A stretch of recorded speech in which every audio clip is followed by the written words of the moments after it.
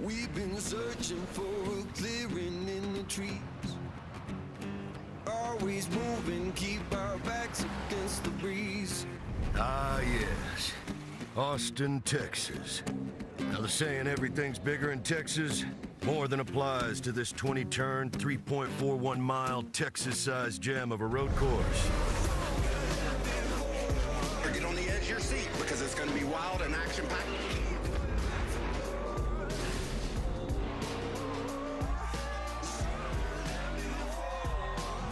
And if this season so far is the recipe for today's action, then we are in for a good one.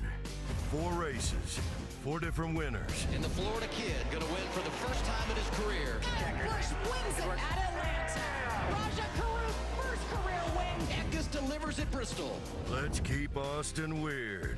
Welcome to Truck Race Day.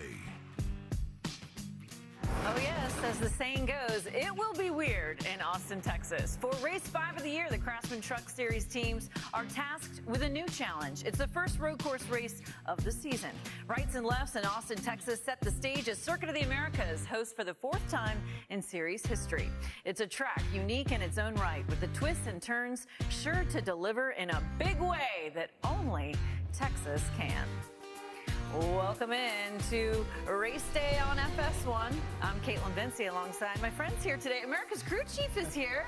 Larry McReynolds, great to have you with us alongside Todd Bodine, of course. And I mentioned it, first road course race of the year. Do drivers enjoy the new challenge of the first one of the year? Caitlin, road racing for a driver is like going on a roller coaster in an amusement park. It is a blast. Every corner, there's 20 chances to make mistakes on a road course. It's such a challenge. And you're going to make mistakes. You're not going to have a clean lap. You got to face that fact. The thing about road racing is limiting those mistakes, keeping them to a minimum, and having fun, because this place is so much fun. If you have fun turning left and right in a truck, you better have a lot of fun today, because you mentioned it. The first road course race of 2024. It's the only road course race of 2024. You mentioned it also. This is our 4th trip there. There is no repeat winner in the field, so we will get a new winner in Austin, Texas today. And here's an early Larry McNugget. Ooh, yes. Going all the way back to on. 1999. We've had 20 road course races in the truck series. We've had 19 different winners. Very unpredictable when we start turning left and right. There you have it, first McNugget of the show, and it's a solid one. All right, take a look at this, guys. Make it 4 for 4 on the winners this year. We have seen 4 different ones. Christian Eckes, the most recent, he got it done at Bristol. Some redemption for him after last season coming oh so close. He claimed the top spot in Tennessee, got the sword. Guys, everybody wants to win one of those. So there you have it, Christian Eckes. Take a look at our playoffs leaderboard. Remember this? It's back. It's never too early to look at it. Race winners are in yellow. 3 regulars have gotten it done so far this year. Eckes, we saw, Raja Caruth, Nick Sanchez, and we are a quarter way through the regular season.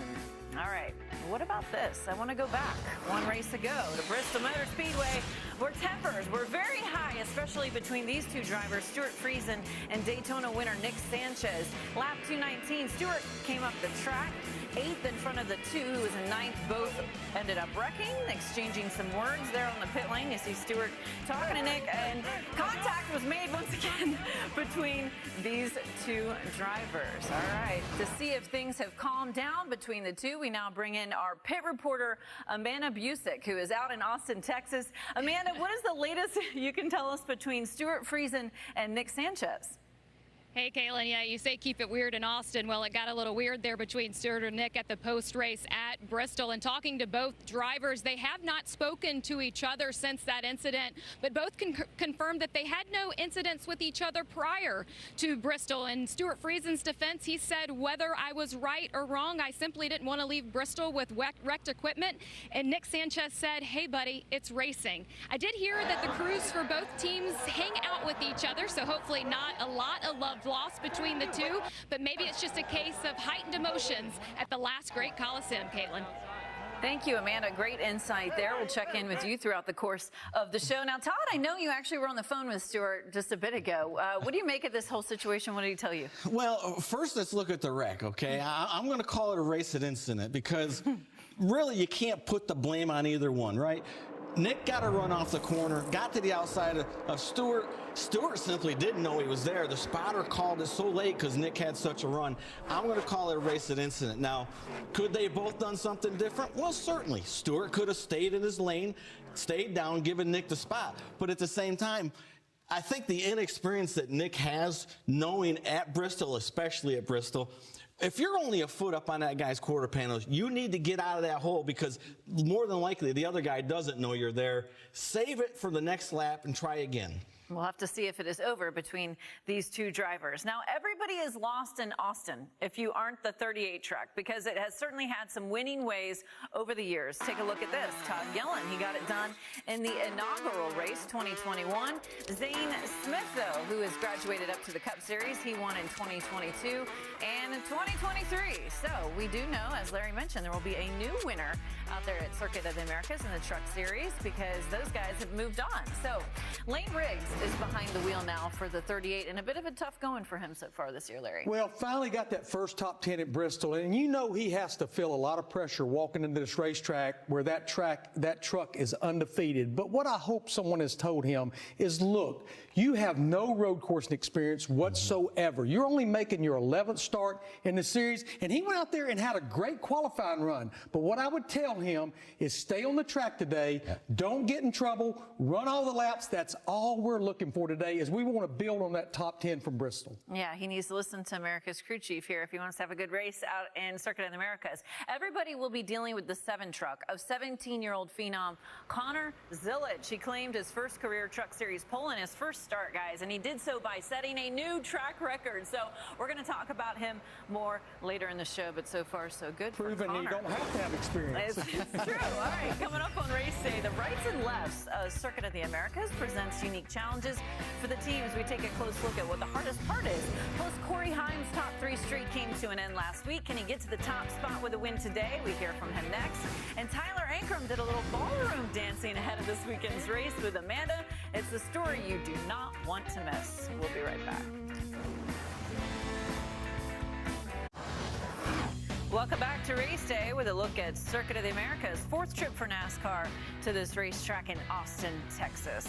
And what about Christian Eckes, last week's winner out at Bristol Motor Speedway? He is starting 10th, hoping to get back-to-back wins.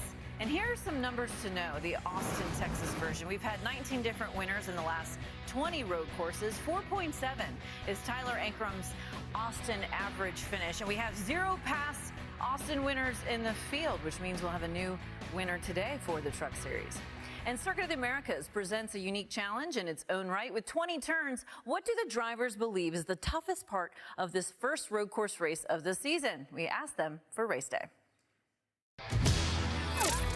The hardest part of COTA is it was built for F1 cars and not so much stock cars. It's the biggest road course we go to in NASCAR, and the longer the lap, the more chances there are for you to screw up. They say what doesn't kill you make you stronger.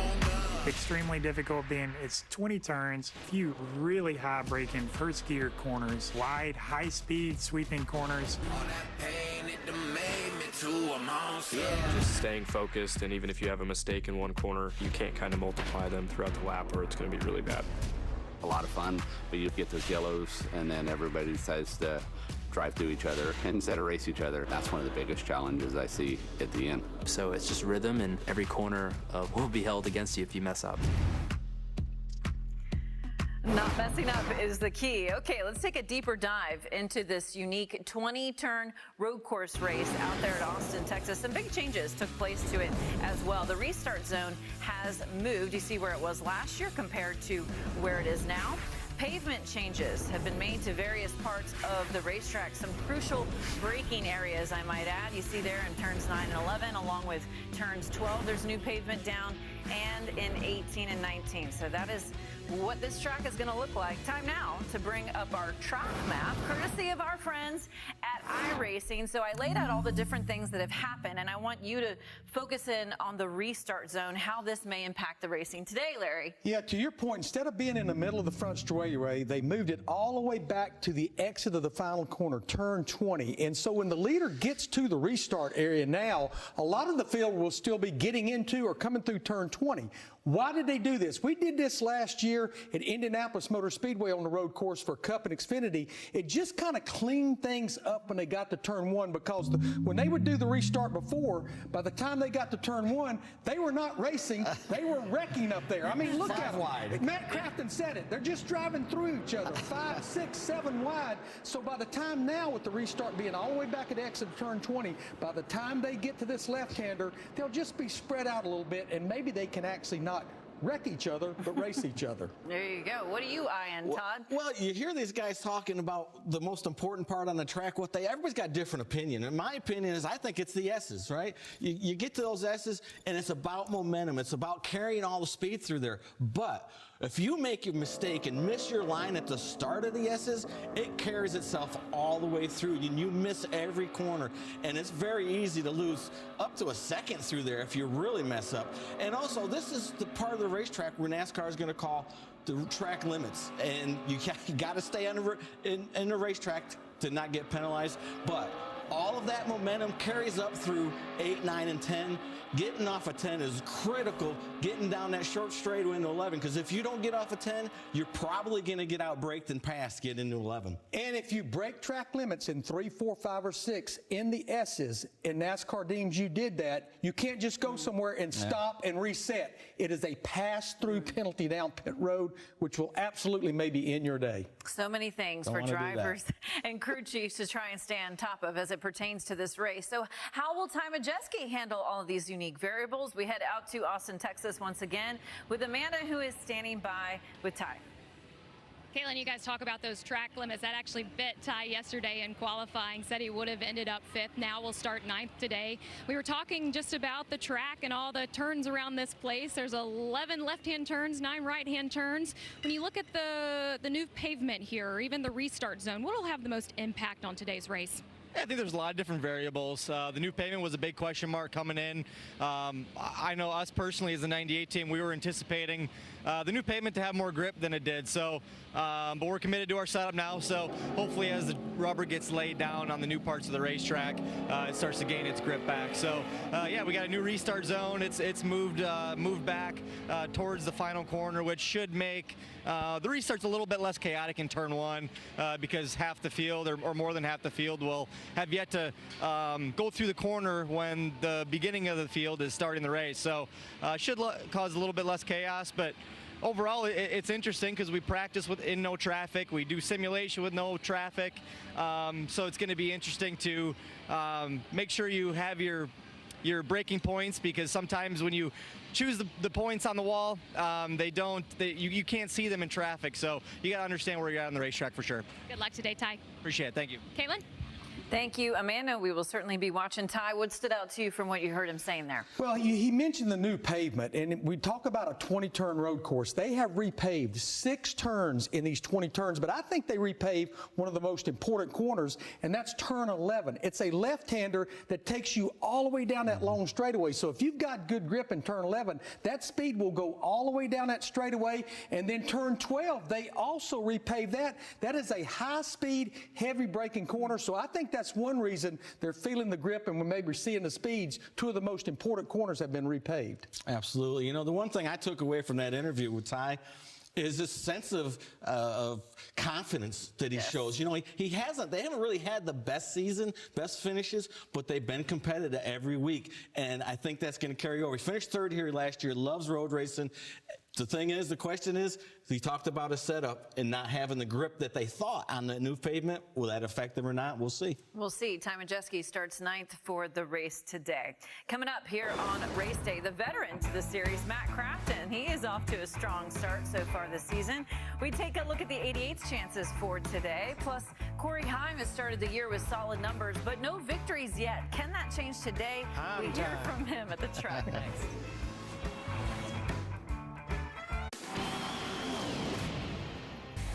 Welcome back to Race Day from Austin, Texas, with a look at the 11 truck. That's Corey Heim starting on the front row, and second his best start so far this season. What about Ben Rhodes, top 10 in all Austin races? Had some issues in qualifying. He will start 34th with some work to do if he wants to get the win. What about his teammate, Matt Crafton? He's the only driver in the field to finish second on a road course. But take a look at this. Getting crafty, we said. His finishes on the year so far. Good results with the best last time out at Bristol with a 4th place finish. Todd, nice to see the veteran making some noise there, Matt Crafton being crafty. It is. It's great to see, but I'm not going to get overzealous here, okay? Ah, look at you. Two top 10s in a row. It's been 85 races since they've seen victory lane, so let's just put that out there. But Matt drove an incredible race at Bristol, really did. Started 20th, worked his way up 14th, 7th, finished 4th. Really using his head, the veteran that he is. But today's a different story. This is a road course. Matt, history has not been really good on a road course, so I'm going to hold my thoughts there. Starting 21st, he's got a long way to go to get the front. Let's just see what happens today. And to clear the math up on 85 days, it's almost 4 years. You've got to go back to Kansas of 2020. Yeah. But you're right. If you look at his last 6 of his 7 road courses, well outside the top 10, in my book, with the season he's having right now, he just needs a typical Matt Crafton day. Exactly. You don't have to go up there and be your hero. You don't have to win this race. Just get you a solid top 5, top 10. We talked earlier. This is the only time this year you'll have to deal with a road course. Just come out of there with a solid day. Well, Todd talked about it. Matt Crafton is starting 21st. Further up the field on the front row is Corey Heim. How is he feeling for the race today? Right now he's standing by with Amanda. Thanks, Caitlin. And Corey starting on the front row next to Connor Zilic, who made a splash of himself yesterday and jumping on the scene here in the Craftsman Truck Series. He qualified about 7/10 better than you. How do you catch him today? I think with the access to SMT and everything, to be able to go over data and kind of look at the places he's better than me was definitely a tool I used overnight to help me. But overall, just kind of talking with Scott Zipadelli, my crew chief, and making sure we fine-tune the truck to be exactly how I want it is going to be key today. So super thankful for my Truck On Garage guys. Connor is starting his first race. You're starting your 46th race today. How can your experience in a Craftsman truck trump that? It's interesting to see. I mean, I feel like he's got some road course experience himself, and I don't know exactly what it'll look like, but I think with our green flag pit stops and stuff and the strategy that goes into this race that makes it so much different than your average oval race is it's going to be interesting to see how it plays out. But super thankful for Truck On Garage, Toyota Racing, and safe flight. All eyes on the front row. Thank you, Corey. Caitlin? Thanks, Amanda. What we saw there where Corey has won in the past on a road course, Mid-Ohio. Expectations for him today? Well, he has had a solid season, and we've already mentioned this is the first road course, but he finally stopped the bleeding in qualifying. Even though he has had some great finishes, he has struggled scoring stage 1 points because his best start prior to this weekend has been 15th. Now he's on the front row. He can go up there and maybe score some stage points, just depending on how they work their strategy. But quite the road racer. Won at Mid-Ohio. He won an ARCA race a few years ago at Watkins Glen. He has embraced turning left and right on road courses quite early in his career. Yes, he has. Yeah, you know, the thing about Corey, and I say this every week, and I hate to say it again, but it's just absolutely the truth. You know, I talked in the start of the show about limiting your mistakes. You're going to make mistakes on a road course. It's going to happen. And that is Corey Heim's strong point, not making mistakes and limiting those mistakes, taking what the truck gives him every week, not overdriving it, and that is key on a road course. Do not overdrive the truck. Take 95% of what it's going to give you and save that 5% for the end. That's Corey's strong point. That's why I think he's going to be at the front at the end of this race. That 11 truck gives him quite a bit every week. Yes, it does. It's a fast every truck. single week. It does not matter what type of racetrack we go to. And if Corey Heim wants to win today, he's going to have to beat some pretty strong contenders because we do have some visitors in the truck race today. And I want to go back to Ross Chastain's Cup win because Ross is in the race today. He won the second Cup Series race here back in 2022. His first career win in the series, first win for Trackhouse. Huge moment, of course, for the watermelon farmer making the big watermelon smash out there at Circuit of the Americas. So here are the other guys who are entered to keep an eye on. We've been talking about Connor and Ross. Jack Hawksworth also in the field, along with Marco Andretti, the Andretti name so synonymous with motorsports. So who are you watching, Larry, at this list? I'm watching the Polecat. I told our producer a week ago, keep an eye on Connor Zilic because, one, he's in a fast truck. He's in that 7-Spire truck. He's got crew chief Brian Patty. Brian Patty has won at about every type of course that we can go to, short tracks, intermediate speedways, and road courses. 17 years old. This is his first start. He's going to run this race. He's going to fly to Pensacola, Florida, and run an ARCA Menard Series race. But he's already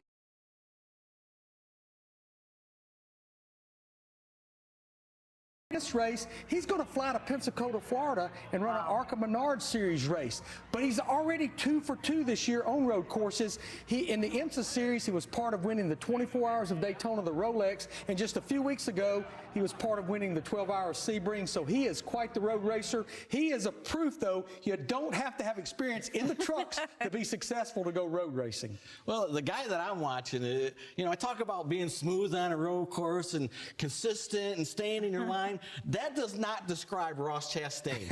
Ross is about pedal to the metal, as fast as that thing's going to go, sideways. And that's why I'm going to watch him, because he's so much fun. Not to mention, he's a friend of mine, and I like to watch him, but he's so much fun to watch on the race course, and he's good at it. Whatever he does behind that wheel, he's good at it. 4 truck races on a road course, average finish is 6. It's pretty darn good. And that win here in COTA in the Cup car, this is a guy you got to keep an eye on. He'll be at the front at the end. 3 Cup starts at COTA. He has never finished outside the top 5. Wow. So he has really wrapped his arms around this 20-turn road course. Yeah, Ross Chastain starting 5th for the race. We will certainly be watching the watermelon guy. Here is a look, though, at the starting grid for today's truck race. And there's a bit of youth up front. 17-year-old Connor Zilic, we've been talking about him, sits on the pole in his series debut. Alongside him, series regular Corey Heim, who is 21 years old. Row 2, 18-year-old Taylor Gray, and the old man of the first 4 positions is 22-year-old Nick Sanchez. When we get to row 3, we see a pair of 30-somethings. COTA Cup winner, as we talked, Ross Chastain starts 5th next to IndyCar alum Jack Hawksworth, who's making his Truck Series debut. Coming up here on race day, you have to make some right and left-hand turns at Circuit of the Americas and also on the dance floor. So we took Tyler Ankrum to the dance hall to see the smooth moves. That story when we return here on FS1. All the money, all the pageantry, all the bragging rights. It's the Bassmaster Classic, Sunday at noon Eastern on Fox. Welcome back to Truck Series Race Day on FS1. Aerial coverage provided by Goodyear, powering every lap, every mile, and every victory on the road ahead. Goodyear, more driven. And there's a look at Tyler Ankrum starting 12th for the race today, hoping to get a second career win in the Truck Series. And Tyler Ankrum, he has been turning a lot of heads this season with solid performances week after week. Today, he takes on a new challenge of some rights and left-hand turns on the road course. So why not do a few additional spins on the dance floor to get him ready? We sent Amanda Busick to get the story. Well, I know those boots are made for walking. Are they made for dancing? We're going to find out. Tyler, Amanda, nice to meet you. We're going to learn the waltz today. Perfect. All right, so get in there. 1, 2, 3, side together, and then she goes. Keep going, keep going. Okay, Yeah. Perfect, let's just try that again. Just to confirm, this is your left foot, and this is your right what's foot. the problem? 1, Look at us. 2, 3. That's messed up already. Nice. All right. You may want to switch careers. You have been the points leader now after 4 races. How satisfying is that for you? It's incredibly satisfying. Considering that I've never done it, I think the highest I've ever been in points is 6th or 7th. So for me to do it now consecutive weeks in a row and continue the momentum and continue finishing well and running up front in the stages and at the end of the race, the next thing will just be to get a win. We'll keep on stacking them up and we'll knock one down here soon. Undoubtedly, teams are going to be running different strategies this weekend. What do you feel is the key to success? Every single year gets better and better at road courses, but it'll for sure come down to pit road. I feel like COTA's turned into a road course where it's becoming increasingly harder to race and pass at because the equipment's gotten better, the drivers have gotten better, and everyone has a better grasp on road course racing and Truck Series in general. Have you felt welcomed into MHR? Absolutely. The leadership at MHR is unlike any other place that I've worked at before. What a difference a year makes. Great job, buddy. That's one of the best races you've ever done. It's incredible really to see the difference with this organization and how they operate, because it's truly a team organization, and you can see it from the very top all the way down to the very bottom. From an outside perspective looking in, you seem kind of shy and a little reserved. Is that accurate?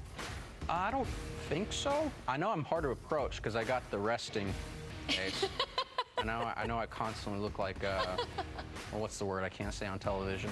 That said, who is Tyler Ankrum with his helmet on? That's so hard to say because when you get in a race car and you put the helmet on, almost everything else disappears. It's almost like this veil goes over the top of my head and the whole outside world just goes away. And I wouldn't even say I really have an identity inside the race car. How close are you to knocking on that door of another win? I'm now saying this for 2 weeks in a row. Like, we are there. With our speed and our performance, I mean, I'm looking at all these tracks coming up thinking we can win.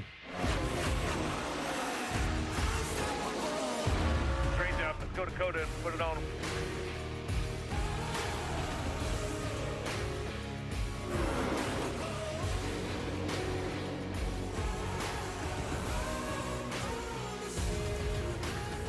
Great interview there with Amanda and Tyler. I love he gave the big dip there at the end. I don't know a lot about ballroom dancing, but is cowboy boots actually the right shoes? And probably not. I would let Michael Waltrip handle the ballroom dancing. I'd stick to driving that truck. I love the teacher saying, hey, you know you're right from your left foot.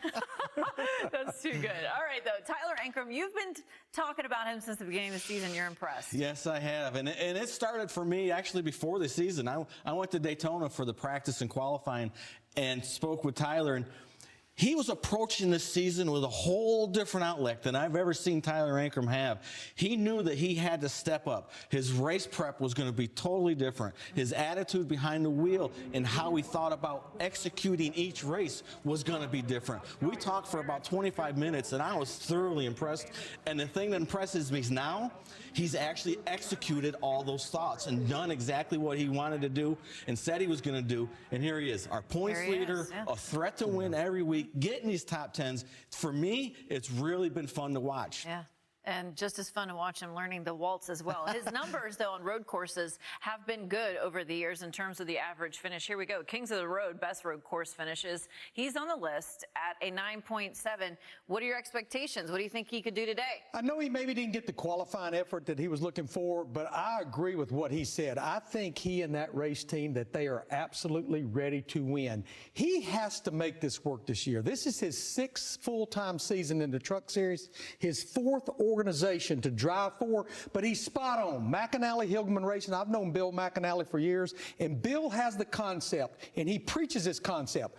We are one team fielding 4 trucks, and you can feel that when you go in that race shop. Absolutely. Yeah, good dynamics certainly over at that team. Here is a look, guys, once again at the front row. 17-year-old Connor Zillage on the pole, making his Truck Series debut. Alongside him is title hopeful Corey Heim. Corey won on the Mid-Ohio road course last summer. The average age of these two is 19. Ooh, that'll make you feel old, no doubt about it. And a number of teams, though, are going to the rear for a variety of reasons. You see the list here, drivers going to the back. What do you think about this, Larry? Well, what makes it tough, short stages, 12, 13, and 16. What they're going to have to do, they almost probably have to change their strategy now. Flip some stages, do some unique things, and you can work your way to the front. It's a long lap around this course. It's going to be fun to watch those teams trying to make their way to the front. There's Grant Enfinger hoping to get his first win of the year. He will start 14th for the race today.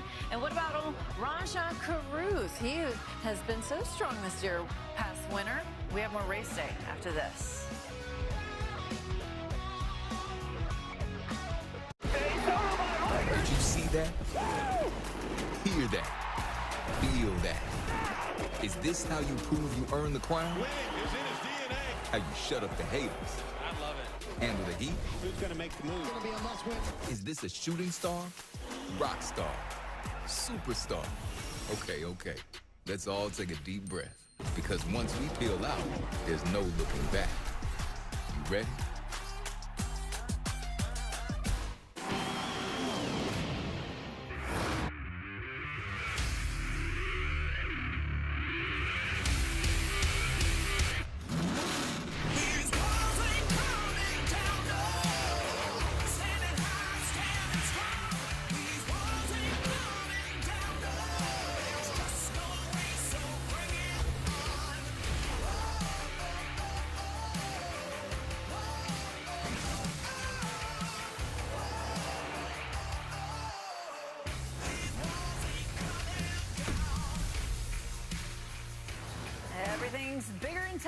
I'm sure today will be no exception. What about Nick Sanchez, Todd? Yeah, we got that Daytona win in the bank. He can kind of rest on it and let it all hang out today. See what he's got in the road course. Starting fourth, Taylor Gray starting just ahead of him in third, Larry. He is so ready to win a race. I know it's been on ovals his last 3 races, 3 top 10s and 2 top 5s, knocking on that door. Sure is. And on the front row is Corey Heim, yet to get his first win of the year. A bit surprising there, Todd. Yeah, you know, his best starting spot in a road course, and can he make it 2 road courses in a row, and then will it be Heim time today? Heim time today, baby. and all eyes are on the pole sitter, Connor Zilic, Larry. Again, 17 years old, first career start, also a Trackhouse Racing development That's driver. right. So things are looking good over there. Bright Yes. future there for old Zilic. Okay, time now for our race picks, who we believe can get it done in Austin, Texas. And Larry, since you're kind of our guest star today, we'll let you go first. Nobody puts baby in the corner.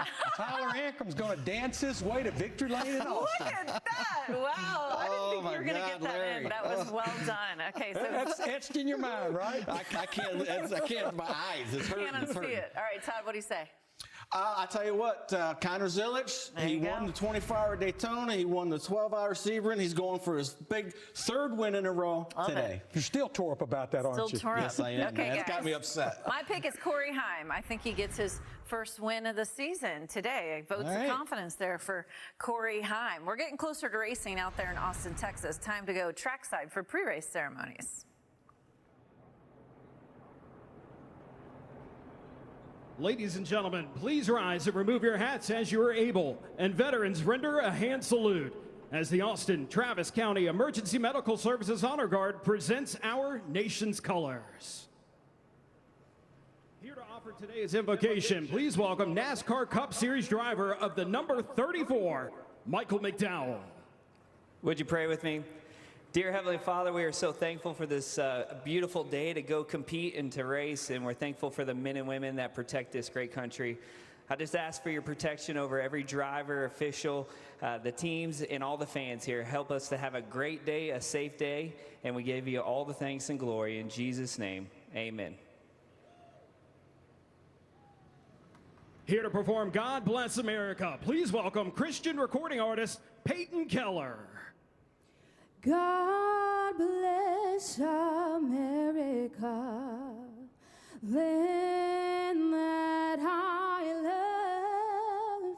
Stand beside her and guide her through the night with light from above. From the mountains to the prairies to the oceans, white with foam. God bless America, my home, sweet home.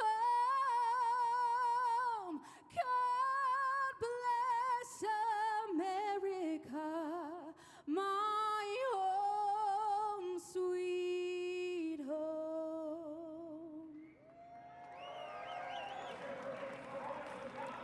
Okay, it's almost time. It's Austin, Texas. First road course race, guys. This is going to be exciting. It's going to be fun, as I mentioned. A short race, stages 12, 13, 16. Strategy's got to be spot on. Who's going to run off the track and ruin your day? That's what I'm interested to see. Todd is just dying to see what happens with all of that. Biggest He's been question, following who that won't story. run off the track? That's true. Who's going to victory lane? For Todd, Larry, myself, that does it for us here on Race Day. Time now to check in with the voices calling the action in the booth and say hello to Jamie Little. Hello, Caitlin. Yes, we welcome you to Austin, Texas for the Craftsman Truck Series Xpel 225. It's a beautiful day here, a little overcast, about 70 degrees. We're excited to go road course racing for the one and only time this season. This is Circuit of the Americas. I'm lost and need direction. Don't know if I can trust my senses. The path is getting narrow. The arrows going around in circles. Bristol showed us how high tensions can get. Will this follow to the heart of Texas? These twists and turns will push people to the limit. 143 miles of bumping and banging will do that to you.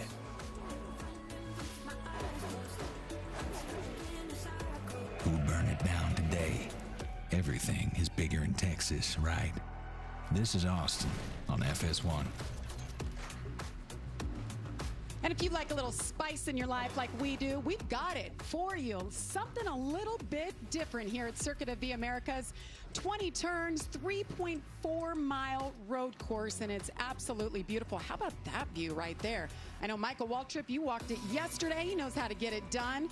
We're excited to have you joining us here on this Saturday afternoon. I'm Jamie Little. He's Phil Parsons and Michael Waltrip. So we had qualifying yesterday, and Phil, two of the fastest trucks were young guns. They put it on the front row. This is going to be fun to watch. It is, and it's not often that you come to a national series race here in NASCAR and you have a 17-year-old that's never been in a truck before, never run a national series race of any kind, and he's the odds-on favorite. But all the talk in the garage area was, can these guys keep up with Connor Zilisch? His track record has proven he raced internationally in go-karts and won.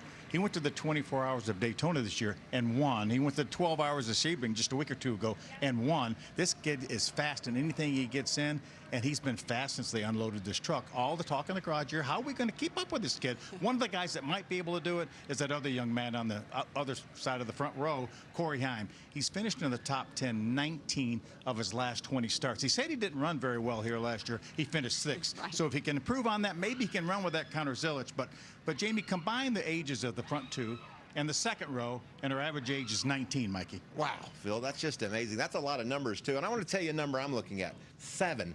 Not the 7 truck that's on the pole. 7 first-gear corners. These guys are going to be getting down in the groove and going slow enough where they can run into each other. There's going to be a lot of passing opportunities, a lot going on, hopping curves, and a lot of fun for us to watch. But it's going to come down to, and we're going to talk a lot today about strategy, because talking in the garage area, there's many different strategies. But I'm going to show you a guy starting on the front row and a guy starting out back, Connor Zilisch. We think he's going to pit before the end of stage 1 and before the end of stage 2, and then he'll stay out. He's foregoing any stage points because he doesn't need them. He's not racing for the championship. Now, Ben Rhodes, on the other hand, he's a different story. It's been a rough start to the season for Ben and that team. So he's going to pit, I think, before the end of stage 1 to gain track position for the second stage. And then he'll run to the end of the second stage and pit then, getting those stage points. That's the plan. And you know why it's important to have a plan?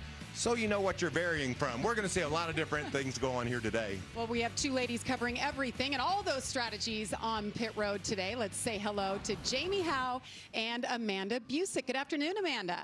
Hey, Jamie, and starting on that second row behind Connor Zilisch is the 18-year-old from Denver, North Carolina, Taylor Gray. He comes into this race with a 7th place or better finish at the last 3 races. Taylor was telling me yesterday that he was running around 90% of what is capable. He hopes to have a clean start in this race and maybe will let himself be more aggressive towards the end of stage 2. But can that man right there be the 3rd driver this season to pick up his first career win? It would be a nice early birthday present for the young talent that turns 19 on Monday. Jamie?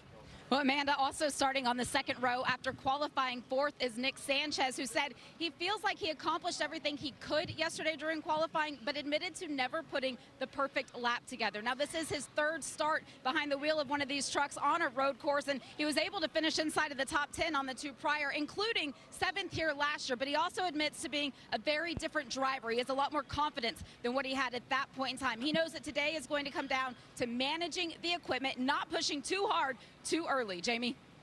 Well, Jamie, Nick Sanchez certainly one to watch. Well, 35 truckers are ready to do battle. Let's go trackside for the command to fire engines. Circuit of the Americas, this is the moment you have all been waiting for. Are you ready to get the NASCAR Craftsman Truck Series Xpel 225 started today? Here to give the command to fire engines is the owner of Gulf Coast Auto Shield, John Gray. Take it away, John. Race fans, on behalf of Xpel, welcome to Austin, Texas, and the Xpel 225. Drivers, start your engines.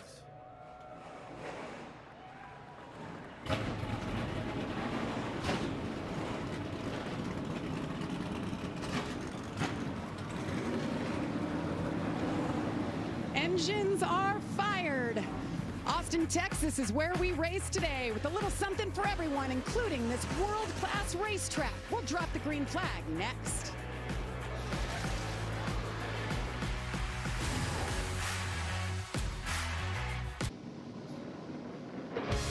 Welcome back to Circuit of the Americas, located 15 miles southeast of downtown Austin. And as our truckers roll off, we'll talk about the track description brought to you by Craftsman. And gentlemen, it's such a big track, it's going to take two of you. Break it down, Phil. Yeah, we're going to start on the front straightaway, go up to turn 1, over 150 miles an hour, into turn number 1. They're hard left-hander. They'll be 5 and 6 wide at the start and restart. Here's the S's. Turns 3, through turn 6, you have to have track limits there. You have to stay on the road. Then you've got a series of left and right-handers as we get down towards turn 11. Turn 11 is my favorite, Phil, because it leads this 170-mile-an-hour straightaway, getting down into turn 12. Tight corners here as they head to the carousel, 16, 17, 18. Off of 18 to 19, and then it's down to 20 for a speed of about 60 miles an hour as they come through that corner and then run down this long, fabulous front straightaway. And if you look at the race analysis, you can see the race is 143 miles, 42 laps. There's the stages, 12, 14, and 16. The 38 truck, the 38 truck, the 38 truck. That's who's won all the races. So we'll see how Lane Riggs does here today. Pit window, I talked about it about lap 22. That's how far you can go if you had to go that far. If you had to. Let's take a look at today's Xpel 225 starting grid. We talked about the front row. 17-year-old Connor Zilich making his first start in the truck series. Corey Heim not far behind him, 21 years old. Yeah, another young row 2, as we talked about. Taylor Gray, great qualifying effort. And Nick Sanchez back in row 2. Ross Chastain and Jack Hawksworth. Those are going to be two guys you're going to have to beat if you're going to win this race today. They'll be very competitive.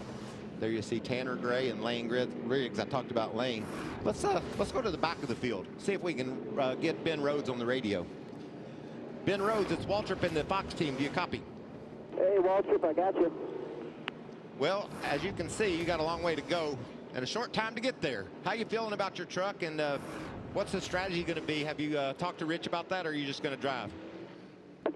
Yeah, he's tried to talk to me about it, but he's got so many different plans floating around right now. I'm just going to focus on the driving and let him worry about the strategy. Yeah, it was pretty painful pulling off pit road, watching everybody else go ahead of us. We're just going to keep the nose clean and be aggressive when we can. Still need a good T-Sport truck, just win one piece to finish the thing. Well, I'll tell you what, this race is so fun to watch. Have a good one. We'll talk to you later. Thank you. All right, let's get some quick reports from the ladies. Here's Amanda. Jamie, the only Cup driver participating in today's race is the 45 of Ross Chastain. You know, it's got to be pretty special returning to the site of your first Cup win, but he said it's also special that his team owner, Al Neese, has his business operation roughly 20 minutes from here. You know, Ross was a truck that was in contention for the win here last year, but that fuel pressure pump took him out of that contention. But I asked him about Connor Zilich and his opinion on the rookie making his debut here in this series. And he said, well, I'm his second biggest fan, only behind Justin Marks. Jamie? Well, fresh off an IMSA GTD Pro win last weekend at the 12 Hours of Sebring, Jax Hawkworth is making his Truck Series debut here. And this, in starting 6th after qualifying, he felt like he really could have improved, moved up a little bit better, but he and his crew chief, Seth Smith, they decided that having to start the race on the same qualifying tires, it wasn't worth putting any more laps on them. They knew they didn't have the pace for pole, but with Jack being a road course master, they feel like they're in a pretty good place to go for a win, Jamie. Thank you, Jamie. It's going to be fun to watch that one truck. Jack Hawksworth knows how to get around these places, these road courses. Right.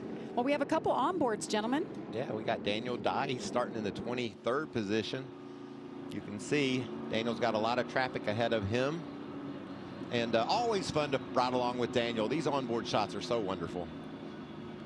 We're also going to ride along with a guy that's got nothing but the pace truck in front of him, and that's our pole sitter, Connor Zilich. 17-year-old Connor Zilich. That's his view right there from that Spire Chevrolet, the Austin Hatcher Foundation Chevy. He's going to be fun to watch.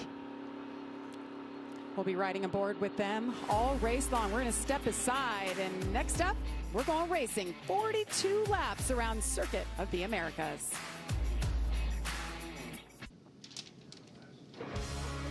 Welcome back to the Craftsman Truck Series live from Austin, Texas. See that Toyota Tundra pacing the field. We will drop the green flag momentarily. Some housekeeping items. 8 trucks, to the rear. As you see there, Christian Eckes, probably the biggest surprise. Transmission issue, they had to swap that over. He'll drop to the rear. Yeah, it was jumping out of first gear, and as Michael said, there's 7 times. I talked to the crew chief. He said, yeah, jumped out of gear 7 times a lap. And this is an impound race, so you see those adjustments unapproved if they had to make any adjustments after qualifying. Yeah, we talked to Ben Rhodes. You see, he's back there because of those adjustments. He had a spring bucket collapse, and they had an issue with their springs, so they had to sort through that. Really didn't think he really learned a lot in practice, so it'd be interesting to see if he has the pace to use the strategy that Rich Lucius, his crew chief, was talking about. We talked about strategy, and Ben said Rich had so many strategies, he was losing track. So, well, there's also the option you could run to halfway. You could run to lap 21 and just pit then and pit one time. The fall off is less. See the new pavement there, the different colors in the pavement? The fall off is less, these crew chiefs are telling me, because of that new pavement. Yeah, there's a number of sections on this racetrack that have been repaved. And we are back to stage breaks for road courses this year, so we will have a caution at the end of the first and second stage. Watch what happens when we get up to turn 1, Jamie. I can't wait. I can't wait either. This is what it's all about right here. These guys are going to be going for it. And Connor Zilic leads the field to green at Circuit of the Americas. The 17 all over him as they go 3 wide, climb the hill 133 feet up, 13 stories into turn 1. They lock him up all over the place. Zilic went straight off the racetrack, didn't he? He did. He just now got turned, and that's going to hurt those tires. That could flat spot his tires. This could change everything for this team. And our pole sitter gets buried early. That was as wild as we thought it would be, and I didn't see that coming for Zilic. I didn't either. As you mentioned, he had to flat spot those front tires anyway. Taylor Gray is off to the races with a great start, shoots to the front. Has his brother right behind him in the 15 truck. Talked to both of them yesterday. Love road racing, so this is something they've been really looking forward to, this trip to Austin. And you could see those Tricon garage trucks are right. Taylor was in the 2nd row. Tanner was all the way back in the 7th position and grabbed 2nd. Taylor Gray is off to the best start he's had in his career. Meanwhile, his older brother in the 15, not a good start to the season, but yesterday maybe it's turning things around with a great start as he runs 2nd here. Watch this start. This is crazy. Zilic locks up the front tires. 4 wide for the lead into turn 1. Corey Heim just barely avoids him. Finally got it rolled before he got into the pea gravel. You could hear the wheel hop there too. I'm not sure he didn't miss a downshift there, Michael. And you rely on that transmission to slow you down up that hill.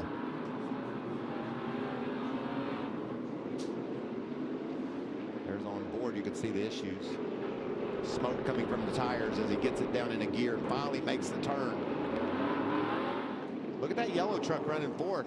We talked about this yesterday. Lane Riggs, first road race. and I talked in the open about 38. That truck's the only one that's won here at this racetrack, and can he make that be the case again today? Yeah, no pressure, right? This poor kid, Michael, you said it, no road courses. We're not just talking about the truck series. In his whole life, he's never run a road course. Taylor Gray coming to pit. Taylor Gray coming down pit road. Pass-through penalty for the 17. I wonder, we have to stay in line till we get to the start-finish line. They were without question 3 wide when we got to the start-finish line, and that was Taylor Gray was deemed to be the one that made that mistake. Now there is communication with the tower. As soon as something happens out on track, you break a rule, you find out right away through text message. They have pictures of it. They know that you're going to have a pass-through. Connor Zilic flat spotted those tires. He is in his pit box, Amanda. Jamie, the crew is getting to work on the 7. The left front is completely, the tire's almost off of the wheel there. His team has reminded him that this is a long race, not to worry about it, to stay focused, keep at 80% and work up to that 100%. So Connor Zilic coming into this, they didn't have to worry about stage points. They were just doing anything to stay out front. How does this change things? Now it's all about track position for them. They're going to try to maximize the track position. I don't think it changes their strategy much. They'll probably just stay out through this first stage, and then how far could they go? 22 laps is what we talked about. That's how far they could go. Caution laps at the end of the first stage will help that. That's what I was thinking. Some debris. You saw some debris on the racetrack. top of your screen. Maybe some of that rubber. Maybe some of that rubber. Nice battle for fourth. Nick Sanchez gets around Corey Heim. Man, there's some good racing here. How about Lane Riggs in the second spot right now? It's crazy that he's doing that well. No experience on racetracks like this. Maybe that truck just drives itself. Won all 3 times we've been here before. Well, heck, I'm going to try to get in it next year then.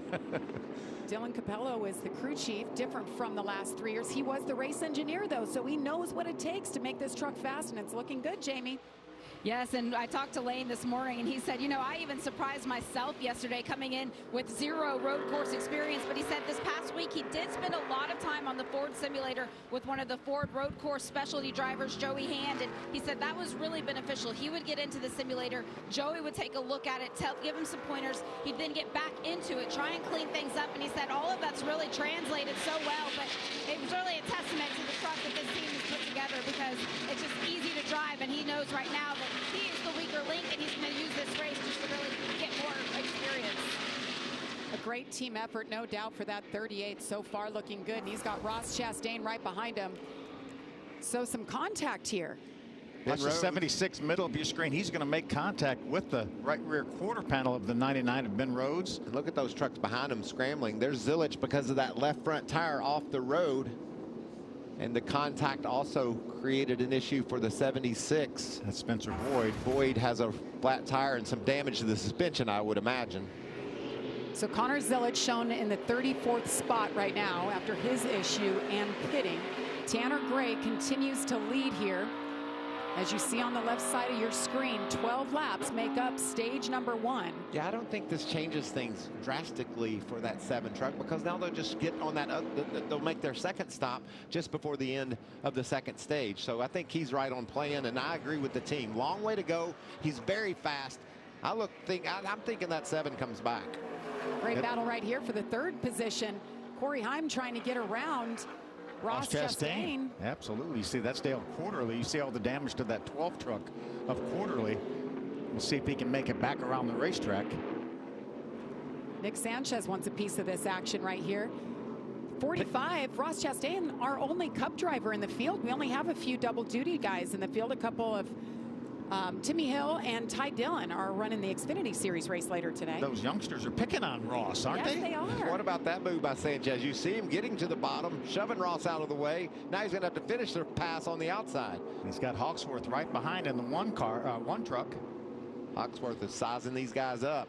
He's probably going to be really good on the long run with his road racing experience. Look at this battle side by side. See Sanchez in the preferred line there on the inside. Looks like he's going to make that pass. Caution is out for the first time. We're hearing there's debris on track. There it is. That's from that 12. We saw the flat tire from that 12 truck of Quarterly. The trouble for Dale Quarterly as Tanner Gray leads here. 3 races in the book, 3 laps in the books from Circuit of the Americas.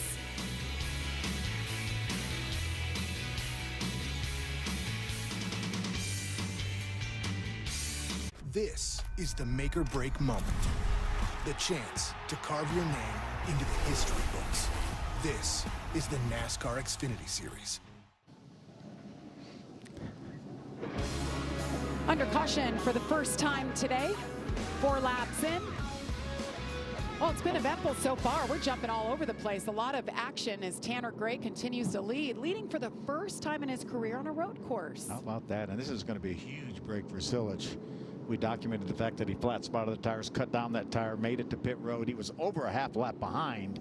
Now he's going to be able to catch right up with the field. But I think, Phil, we noticed he was back there pedaling it, taking care of those tires that he had just put in. Now he can catch up and see if he can make some moves through the fields. For example, Ben Rhodes up to 17th position from the back. So there's lots of passing opportunities here at COTA. And I think Zilich can run past the end of the first stage all the way to his second scheduled pit stop. And he will have the caution laps here, which will help his fuel mileage as well as the caution laps at the stage break. So I think he can go now to lap 23 or 24 like you were talking about. I don't think it changes much for him other than he doesn't have track position. He's obviously got to get that back. Got to pass some trucks. It changes strategy at all. He'll have more fun now than he did before because he'll get to pass a lot of trucks. Let's listen to Majeski's radio. Yeah, the first, I can't believe no one got called for that restart. I thought it was supposed to be later. Yeah, the initial was supposed to be on the flagman. He fired as soon as he got out and nobody said anything. So now it should be the back line. So that was the confusion up and down pit road we're hearing on the radio. You can see as soon as he gets to the line, he fires. And this is a restart zone typically for restarts. And the rule is you're supposed to stay in line till you get to the start-finish line. And obviously, I think we'd have to penalize about half the field for being out of line. So I think NASCAR is saying that because the restart zone is so far back that we're not going to enforce that staying in line till they get to the start-finish line. We got a report from NASCAR that you got to stay in line until that single red line past the Geico sign, as you see right here on our screen. And that is something different this year. They've moved the restart zone back, so this will be the first restart that we've seen today. And what's the idea of that? What's NASCAR trying to accomplish there? Well, with the restart zone a little bit closer to turn one, that we've seen so much chaos in turn one. We saw a little bit of that on the initial start, and that's with the restart zone and Connor's Village going way back just off of turn number 20. So I think we're going to probably see the same thing, but that was the intent, was to not have such a big jam up when we get up to turn one. And I can't wait to watch this restart because we're going to have a jam up when we get down to turn one. Wait a minute, we're trying to do away with that jam up.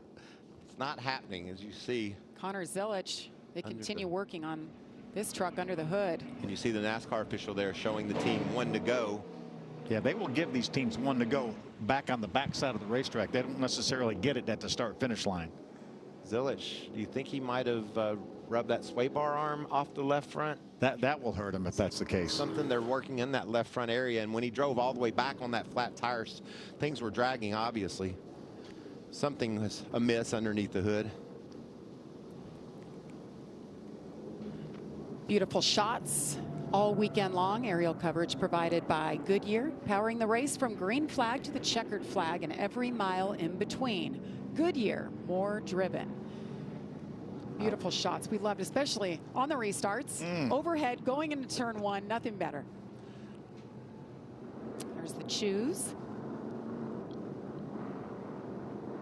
It takes about 4 minutes to run a caution lap here, so that's why the officials are trying to hurry things up. That's why they give them one to go. That's why they choose over on the backside of the racetrack, so we don't have to run an extra caution lap each time at 4 minutes.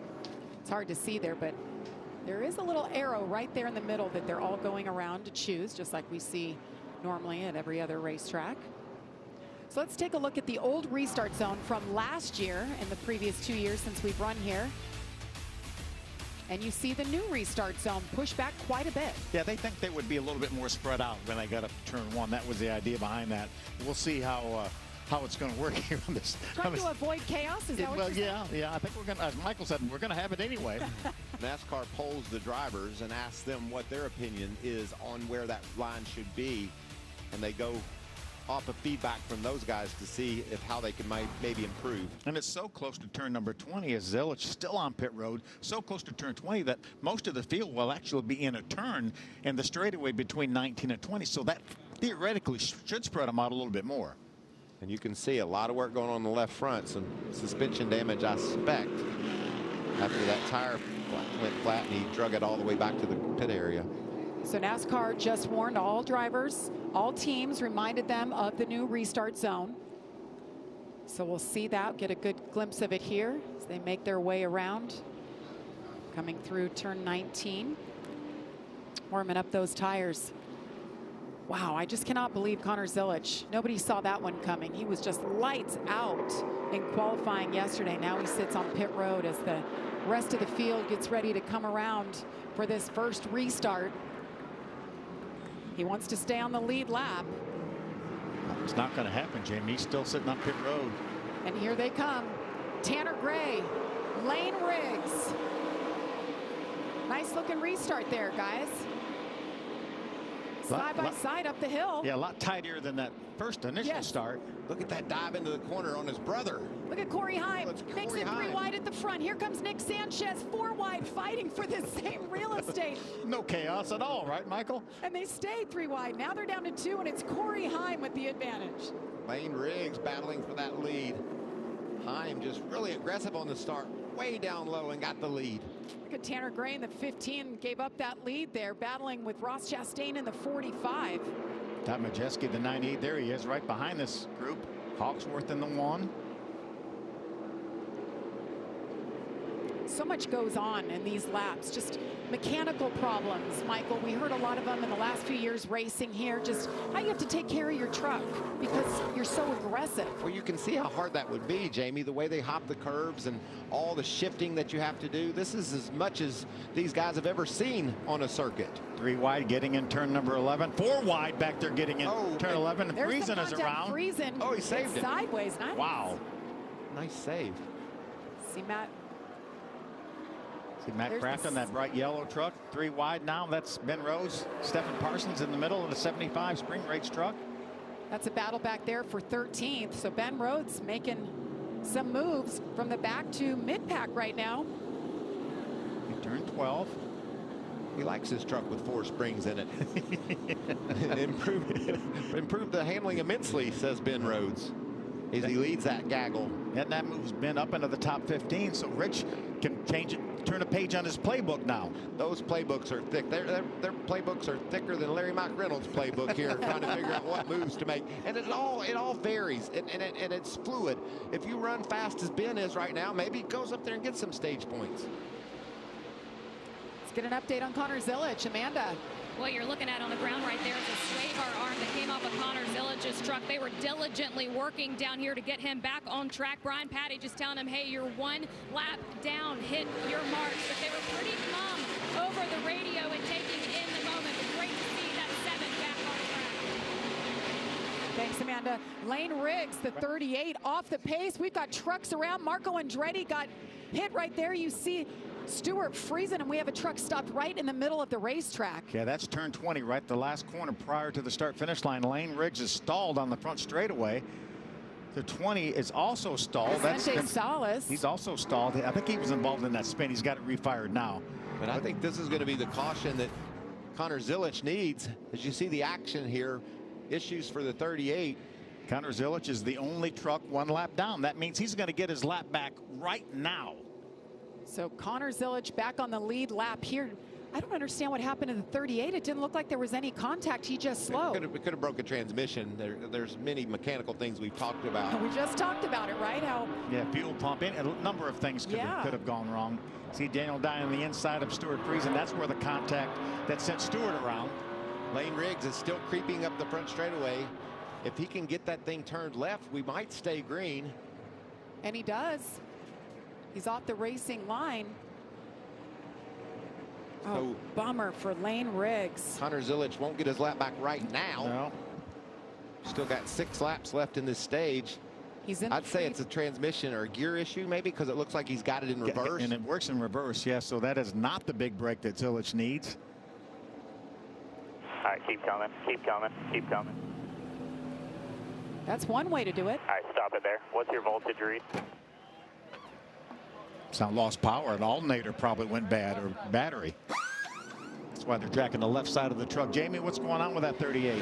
Well, he said that he lost all power after he wheel hopped it. When it sat back down, everything just shut off. And he said as soon as he gets it fired, when he feels any sort of vibration, that's when it shuts off again. So they certainly have an issue that they're going to have to address here. Hate to see that. The 38 truck has just been the standout. Last 3 straight years, that truck has gone to victory lane.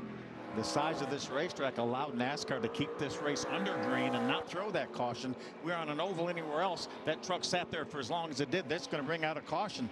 Not here. And we like that. Just 5 laps to go here in stage number 1. So Corey Heim, the leader. There's Nick Sanchez in second. Ross Chastain behind him. Ty Majeski and Tanner Gray, your top 5. Jack Hawksworth in that 1 is in 6th. Guys, didn't the 19 of Christian Eckes start in the back? Yes, he did. Do you see where he's running right now? Along with Ben Rhodes. These boys are on a move. Eckes up to 7th. Is that a problem for... That's Daniel Dye, wasn't it? Dye going slow. Daniel's definitely off the pace. Still under power, but off the pace. Yeah, you can tell there. Got a flat tire, maybe? Is it just doing his best to stay out of the way of his other competitors? 76, Spencer Boyd. Yeah, he's already 3 laps down. Right now we're showing Thad Moffitt 1 lap down, running ahead of Connor Zilic. So Connor Zilic is not in the free pass position right now. It's getting crowded up there. What about the Bama buggies coming to the party? Off-roading it a little bit in that truck. Chase Purdy saying, I'm here to race too. Taylor Gray, he had that penalty early. He's on the march forward. This is good racing. Tight pack here. All for that 8th, 9th, and 10th position. 8-8 and Matt Crafton. Great run last week, picking up right where he left off. 3 wide. Maybe 4 wide for a second. This is good stuff. Oh, little contact between the 75 of Stephen Parsons and the 17 of Taylor Gray. Ben Rhodes gets it. He'll take over that 9th spot. Congratulations to Ben Rhodes and his wife, Caitlin. She gave birth to a little baby girl on Wednesday morning, Annabelle. Ben felt a little guilty that he was out here getting some sleep. I said, don't tell her how well you're sleeping out here. I take it back. And we got problems on the 17, Taylor Gray. That's from that contact, I believe. Quite a bit. Yep, you see that fender rub. Right front fender in on the tire. He'll have to come to pit road. He's going to come. That's not going to be that far out of the realm of his possible strategy as well. Well, it's been an eventful day for the 17, no doubt. Matt Crafton wants to pick up another spot. Chase Purdy. There's the damage on that 17 truck. They'll have to pull that out. They can overcome all this. It's been a rough start, but he's got a lot of speed, and this is certainly something they can overcome. Let's take a look back at that contact. Well, there's a lot of contact right there. Yeah, pick your corner, and then you could say that was a contact or not. They've all got a little bit. Yes, I think 17 and the 75 got together. Hey, these stages aren't very long. These guys are battling for those points. You finish in the top 10, you do get points. Grant Enfinger's around. He rights the ship. Lane Riggs still out there, so he obviously worked out his issues. And that's something right there that can change your strategy. You go for a spin outside the top 10, you might come to pit road right now and get your stop done. As you see Matt Crafton working over Chase Purdy. That's a battle for, I think that's a battle for the 10th position right now. Great battle.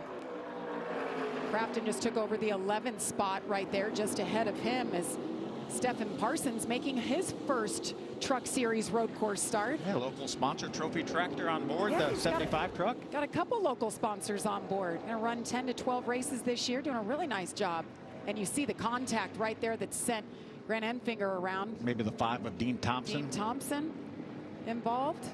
Nice thing about this is so many of these corners are so slow. We see these trucks spin. It's not going to flat spot those tires no faster than they're going.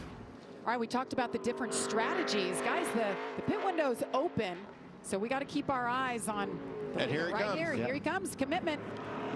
Corey Heim will bring it down. See, that yellow line is where the speed starts. You have to be at pit road speed at that yellow line. Looks like Jack Hawksworth following him down pit road. So Nick Sanchez will take over the lead. Jamie. They also are telling Corey Heim, make sure you stay left when you come down pit lane because there's also some debris down here as well. But this was a planned early stop for this number 11 team. They knew they were going to give up stage points to do this, but they're going for the race win. And they ultimately feel like they've got a really solid truck. He doesn't want any changes, Amanda. There's also a planned stop for Ross Chastain. He wanted more grip in that truck. It was 4 tires in fuel. And for Ty Majeski, it is a brand new road course truck this weekend for the operation. Making it look good out there for Ty Majeski as well. Connor Zilic is probably holding his breath right now. He's moved into the free pass position, but with all these stops and people slowing on the track, that could change quickly. But I'm going to tell you what about Connor Zilic. The last 2 laps, the fastest 2 laps of the race. So if he gets lucky and gets this break and gets his lap back right now, he becomes our favorite again, Bill, even after all he's been through. And I think he stays out and tries to let everyone come to pit road and reach. Well, he still has to restart behind the lead lap trucks, though. They're not all going to come to pit road, though. So yeah. Michael, I like what you're selling there. No, it's real. I think they what I'm telling you is real, and he's really fast. I think they figured out his issues, and that's the good news. So definitely not out of the race just yet. As Michael speculated, he drug the sway bar arm off, and they had to replace that. They did a really nice job doing Very it, nice. and only losing 1 lap. Nick Sanchez continuing his solid start to the season. Zilich is almost a full track behind Sanchez, plus a lap. Love this track map. It really gives you an idea, a visual of what you're looking at, where the leader is. Connor Zilich in the 7, who we keep talking about. I'm just really impressed with what Christian Eckes and Ben Rhodes have been able to do. Eckes in the 4th spot, Ben Rhodes up to 6th. Obviously, some good trucks. I don't know that I've ever seen anybody that much faster than the rest of the field like Zilich is right now. I just pointed to the scoring monitor, Jamie, and Phil and I both looked at it in disbelief. He was 3 seconds faster than the leader last time by. He's just got so much pace. I feel like this is yesterday all over again. You guys were looking at each other saying the same thing about how fast that truck was. But Brian Patty has his work cut out for him. He's got to figure out how to get that truck back on the lead lap. Then he's a contender for the win again. As you mentioned, right now, he is in that free pass position, and we're just a couple laps away from the caution for the stage break. But Jamie talked about it. So much action. There's stuff happening everywhere. That's what I'm saying. He's got to hold his breath and see if he can remain in that position. And Tyler Ankrum, we have talked about him every single race this year. Comes over to this new team, and he's just been lights out. He's a point leader, right? Tyler point leader, he can dance. I mean, he can do it all. Well, in order to be a great road racer, you got to have good footwork. And we saw he's amazing on the dance floor. Mikey, that reminds me of someone else on the dance floor. Did he ask you for any lessons before that dancing thing? Yeah, we talked. Did you? Good. Keep your eyes up. Don't look at your feet. All right, being told the 45 of Ross Chastain too fast exiting. See it right there highlighted, the penalty. Nick Sanchez, 3.5 second lead right now. Just 2 to go. Christian Eckes has made his way up into the top 5 from starting at the back of the field. Ben Rhodes, 6th. And I got an update for you Connor Zilich fans. The next truck that would go a lap down would be the 17 of Gray after that unscheduled pit stop. And he has speed. He's got a lot of pace, so I think that he's going to be safe on that cause. As long as no one runs off the road running near the back, I believe it's going to work out for him. But Christian Eckes riding this wave of momentum. Goes back to Bristol last week. A little bit of redemption for him, a huge win. Saw his mom and dad in the lobby airport, or the lobby of the hotel, and they were all smiles. They said, we finally got what we needed. We're ready to go race for a championship. So good. That young man has won 5 times since the start of 2023 when he came over to McAnally Racing. Jamie. Talking to Nick Sanchez, I mentioned at the start of the show, this is now his 3rd Truck Series race on a road course. The first one was here last year, and then we went to Mid-Ohio. And between the 2 of those, one thing that he did switch on this road course truck was the size of the steering wheel. He ran a 15-inch wheel here last year, switched it to 14, and it worked so well for him that that's what he's got in it for this season here at COTA. And he said he feels like, even though it's the same truck, he feels like he's driving a different truck because he just has so much more maneuverability behind the wheel. I like that, the details that these guys are looking for comfort on a road course, and they can change it up and try new things that really help them. Final lap of this stage. We know that pit road is closed, so. Did you see that hop? How big of a shortcut he took, and that's our leader. Nick Sanchez looking for his first stage win of the season. Had 4 last year. He was the winner at Daytona, first career win, off to a great start for him as he makes his way around.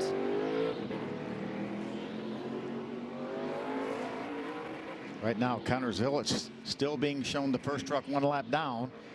So Brian Patty only has to hold his breath for another minute or so. Yeah, that's exactly what he's doing, too.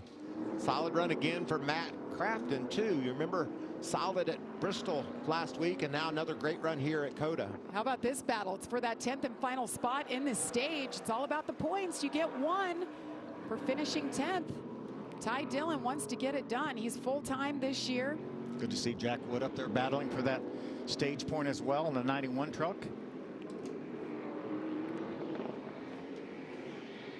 Connor Zilich hanging on. When that caution falls, if he stays where he is, he will get back on the lead lap, and then we can see what he's made of, what this truck has. I've already seen what he's made of, Jamie. It's serious, and the lap times he's putting down lap after lap.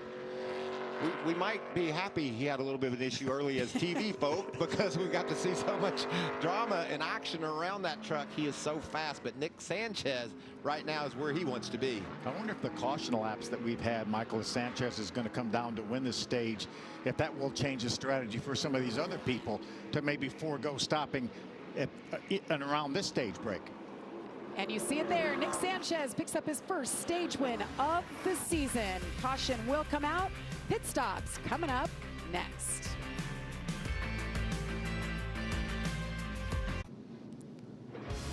Welcome back to the Xpel 225. Stage number 1 is in the books. About ready to see some pit stops here, gentlemen. Let's take a look at the points we talked about, the top 10. Do you get points? Nick Sanchez, a valuable 10 there, all the way down to Ty Dillon was battling for that spot. He picks up 1 point. Yeah, Eckes and Rhodes get points after starting at the back. Now the fun starts. Now the fun starts. The free pass is. What do you mean now? I've had a good time all the way up until now. This is good stuff. I'm assuming that most everybody that has not stopped yet, which is the top 11 trucks, will pit. I mean, they don't necessarily have to. They don't have to. They can make it to halfway. Here comes Connor. He's got the free pass, so he's. That's about how it looked at Bristol last week when somebody had fresh tires in that Cup race. Well, I'm afraid that's what it's going to look like in this truck race when he gets his flat back. He's going to be driving through the field like that. He said, he went by the leaders and said, "I'll see y'all in a little bit. I'll be back." He gets to have a little bit of fun now, back on the lead lap. So stage number 2 coming up will be 14 laps long. This Here they stage come. number 1 was 12. And they're all making their way toward you. Ben Rhodes in his box, Amanda. Yeah, Jamie, you got to remember he started from the rear of this race all the way up into the 6th position as he enters into his pit box. Said that the truck feels much better than it did yesterday in practice. Should be just a normal stop for Ben Rhodes. And then on to the 15 of Tanner Gray. Said that they're losing grip laterally as they run. There will be some adjustments there. Jamie? Well, for the number 2 of Nick Sanchez, he said there at the end he was just cruising. He let everybody else burn off their tires. He saved his to make it to the end of that stage. He's happy with what's underneath him. And number 18 of Tyler Anker, you guys talked about him in the booth of him leading the points right now, and he said that's really our strategy for today. He said, I don't have a truck capable of winning. I've got a truck capable of finishing in the top 10. It's going to be about staying smart. They just pulled off some tape there to make sure that he could get some air to those brakes. Jamie? All right, some fresh tires, some adjustments, some fuel. And I like that strategy. If you don't think you have a race-winning truck, why not get points in the first stage and the second stage? Accumulate those points. A little issue on pit road here. Stop. Dale Quarterly and Tyler Ankrum. So close to Matt Mills, front changer and Jackman. We're able to avoid major contact for Ankrum. I don't think he'll have to come back. Somebody's dragging something. Maybe a piece of side skirt, it looked like. Trucks filing off pit road. Wow. Nice reset here. Let's catch our breath and go back at it. Yes, Corey Heim will be the leader when we come back and drop the green once again from Circuit of the Americas. I think we're going to see a little bit more of this, guys.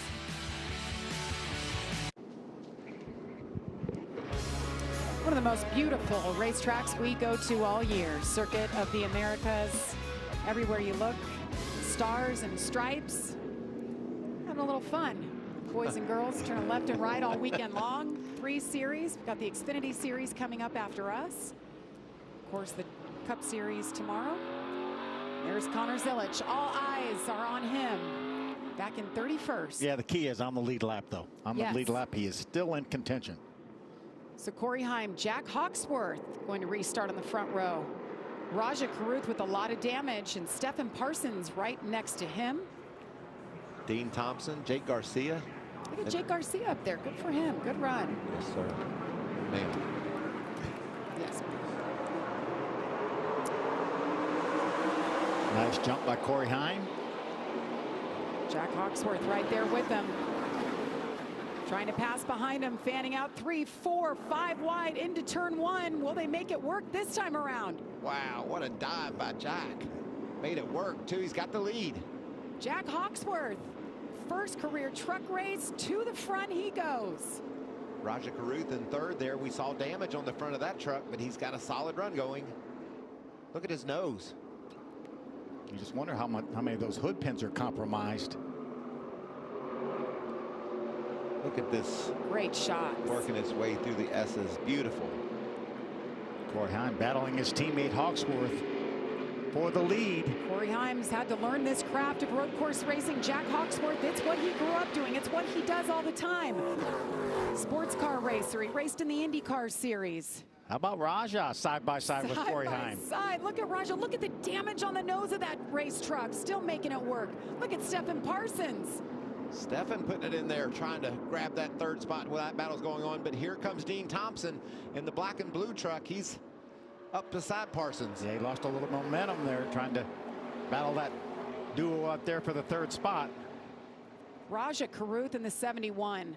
Top 10 all 4 races this season, putting on a show here despite his truck having some damage. He moves back to the third spot as Corey Heim. I know. I can't believe that hood isn't blowing up. At least 2 of the hood pins, I think, are damaged. There's only 4. You can see 4. But that one on the outside is holding, so maybe just 1 hood pin is not holding anymore. 3 of the 4, it should stay there, I would think. But you mentioned speeds of 170 miles an hour on the fastest part of the racetrack. I don't see how that's happening. Usually they blow up. Connor Zilic up 5 positions since the restart. Jack Hawksworth out front. This has got to be fun for him. This is so different than anything he's raced here or on any road course before, yet he's been so helpful the last couple of years to his teammates at Tricon Garage. Look at all that mess Zilic is looking at ahead of him. Jumps to the inside of 3 wide situation. That's Taylor Gray, the 17. Connor Fartuck in the 22. See what Zilic does as he gets up to the top of the hill into turn 1. He dives in there. See the 22 trying to hang on the outside. There's Timmy Hill. Just has to be patient. Keep the fenders on that truck. I guarantee you that's all Brian Patty's been preaching since what happened on the first lap. Be patient, kid. We're going to get it back. We're still going to win this race. So many shifts each lap for these drivers. I love this shot of Connor Zilic as he manhandles that wheel. Wouldn't you much rather shifting, try to slow a guy down than speed him up? Absolutely. A lot easier to do that. And I think that's what his crew chief Brian Patty is doing right now. Just said, take your time. We'll work our way through this field. Battle for the lead right here. Corey Heim to the front.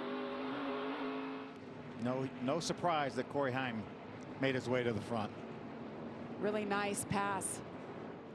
Corey in the simulator spent a lot of hours. I believe he said 10 to 12 hours he spent just on this race alone, trying to figure out exactly what they're going to feel. He said it's very similar to it. Jamie. Well, for Jack Hawksworth, you know, one of the things that they just did on that restart, a little bit of a different approach than what we normally see here in the Truck Series. Rather than the team calling the green flag for him, he said, you do this all the time. You're the road racing master. We're going to stay quiet on the radio, let you listen to the number 11, hear when he goes, and that's when you can fire. But make sure you don't fire off before he does, and it seemed to work out for him. Yes, it did. These trucks, you talked about mechanical issues, and you can see as you watch this race develop and go along how many bumps and bangs these suspension parts are taking, how many shifts the transmission is going through. It's amazing. Almost 30 a lap, almost 30 shifts a lap. You can't forget last year, coming out of turn 20 on the last lap of the race, Ben Rhodes' drive shaft drops right out on the racetrack. He limps his way to salvage a top 10, but so hard, so rough on these trucks. Here's a nice battle right here. Jake Garcia, Matt Crafton come down the front stretch and climbing that hill into turn 1. What a great shot right here. Teammates Crafton and Garcia. Ben Rhodes back there in the 99 and 13th spot right now. He's on the move. Zilic up into the top 20. A lot of bumping and banging. I don't know if anybody has been left completely alone. Holes, off-road, we've got it all from Circuit of the Americas.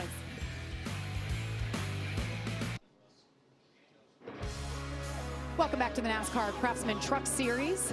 Racing live from Austin, Texas. Corey Heim continues to lead here in stage number 2, working lap number 6 of 14 here. We had a whole gaggle of trucks during the break get together. We're told this is in turn number 12. This is battling for the top 15 position. You see the 77 maybe gets into the back of the 18. And the 18 got into the 7. You see the 7 on the top of the screen there. Connor Zilic around. Yeah, that may be Chase Purdy getting into the back of Tyler Ankrum in the 18. And then that punted him, maybe, as you see the 18 swinging wide. As Zilic was knocking on the door of the top 15. Now he's back outside the top 20.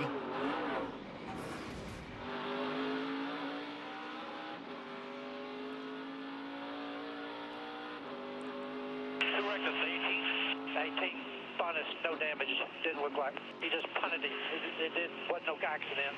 Add to the storyline. Nice and smooth, regroup, level head. Got plenty of speed. Well, the fun is just starting for Connor Zilic today. Believe it or not, he has another race right after this. There's going to be a plane waiting for him to take him to Pensacola for the ARCA East game. So you talk about the day ahead for this 17-year-old, the mindset that it takes to pull this off. Well, it's incredible. His mind is working overtime right now, trying to pick his way, like you said, Bill. He made up to about the top 15. I think he's running 16th, and now he's just having to work his way back 5, all the trucks he just passed. So, Michael, are you saying that the 7 truck's probably going to win the award for most trucks passed today? Yes, that's for sure. And I would not be surprised for us to be talking about him on the last lap as well. He's got a lot to learn, obviously, racing against these guys he's never raced with before. But these early lessons are so valuable. And if he can overcome them, this race will be one of the biggest races of his career in NASCAR for sure. Winning the 24 Hours of Daytona is probably the biggest race of his career so far in general. That's pretty cool. Yeah, that's awesome. The Rolex win Sebring in the same year. He's only 17 years old. Talked to him this morning, and he said, I'll probably run about 60 races this year. And you're talking everything from, he's running his TA2, so he's running Trans Am, he's running ARCA trucks. LMP2. Some Xfinity. He said right now he has 3 truck races planned, but he's hoping to add a few more to that. So he is racing, he said, every single week. So that mentality of just get in it and rip, and you don't have time to think about it, overthink, and get nervous. Good battle for 11th here. That's Stephan in the 75 and Ben Rhodes in the 99. Right in front of this battle is the 88 of Matt Craft. And we're here. So you see Matt ducking down pit road, exceeding track limits through the S's. We talk about that at the very top of the show when we showed you the track map.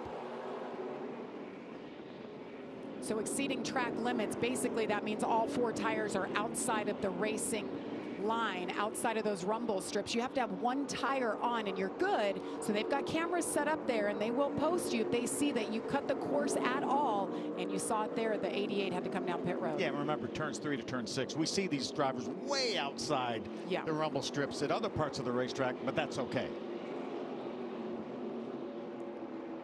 It's Corey Heim, Jack Hawksworth, Ty Majeski, Dean Thompson with a great run going, and Christian Eckes, who started in the back after changing his transmission. He's in 5th. Around lap number 19. Remember, we're going to see a lot of these drivers and teams pit around lap 23. Maybe the guys up front can pit as late as 24, Jamie Howe.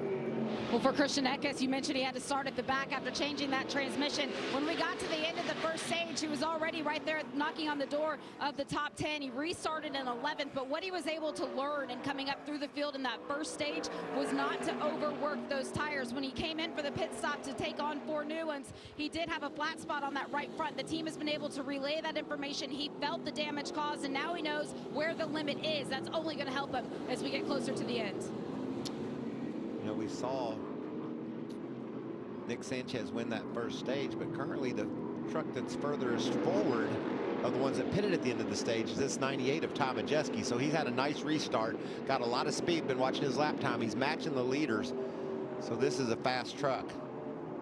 I feel like every time we go to a road course, Ty Majeski is in the hunt, right there in the top 3, top 4.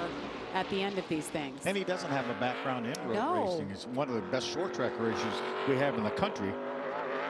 Just one of those that put his mind to getting better here, kind of like Tyler Reddick. He wasn't good on road courses, didn't like him, and he kept telling himself he didn't like it. And oh, by the way, flipped that switch one day and said, I need to get better. This is my weakness. And now look at him. He's a favorite every time we go to a road course. When Tyler came to the truck series, he really wasn't very good at restarting because he never shifted in the dirt track racing that he'd done. But man, has he figured it out now.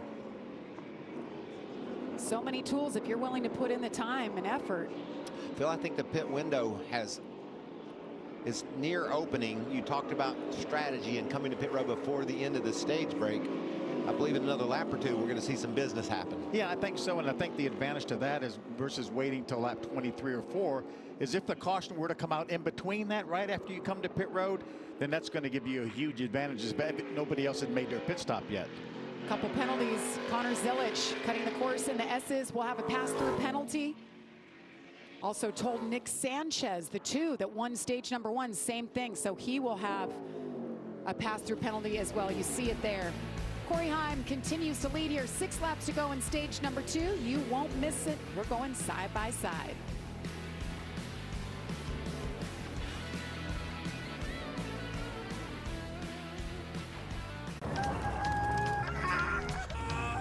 Introducing the most powerful Tacoma ever.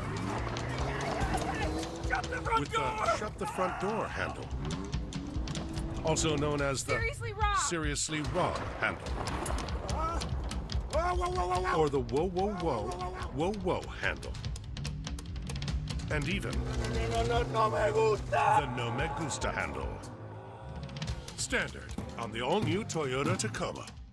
Inez, let me ask you, you're using Head and Shoulders, right? Only when I see flakes. Then I switch back to my regular shampoo. You should use it every wash. Otherwise, the flakes will come back. He's right, you know. Is that Tiny Troy? The ingredients in Head & Shoulders keep the microbes that cause flakes that big. Microbes, really? They're always on your scalp. Little rascals. But good news, there's no itchiness, dryness, or flakes down here. I love Tiny Troy and his tiny, gorgeous hair. He's the best. Make every wash count. Little help, please? All the parts you need at the prices you want. Guaranteed to fit every time. So you can keep your ride or die alive. Welcome to Martinsville. Martinsville isn't your average everyday racetrack.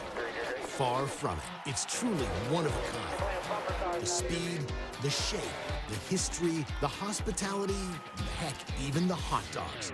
A one-of-a-kind weekend at the short track of NASCAR with trucks on Friday, Xfinity on Saturday, and Cup Series on Sunday. It's one event too amazing to miss. NASCAR weekend at Martinsville Speedway. Get your tickets now at martinsvillespeedway.com. A new era of spring football kicks off.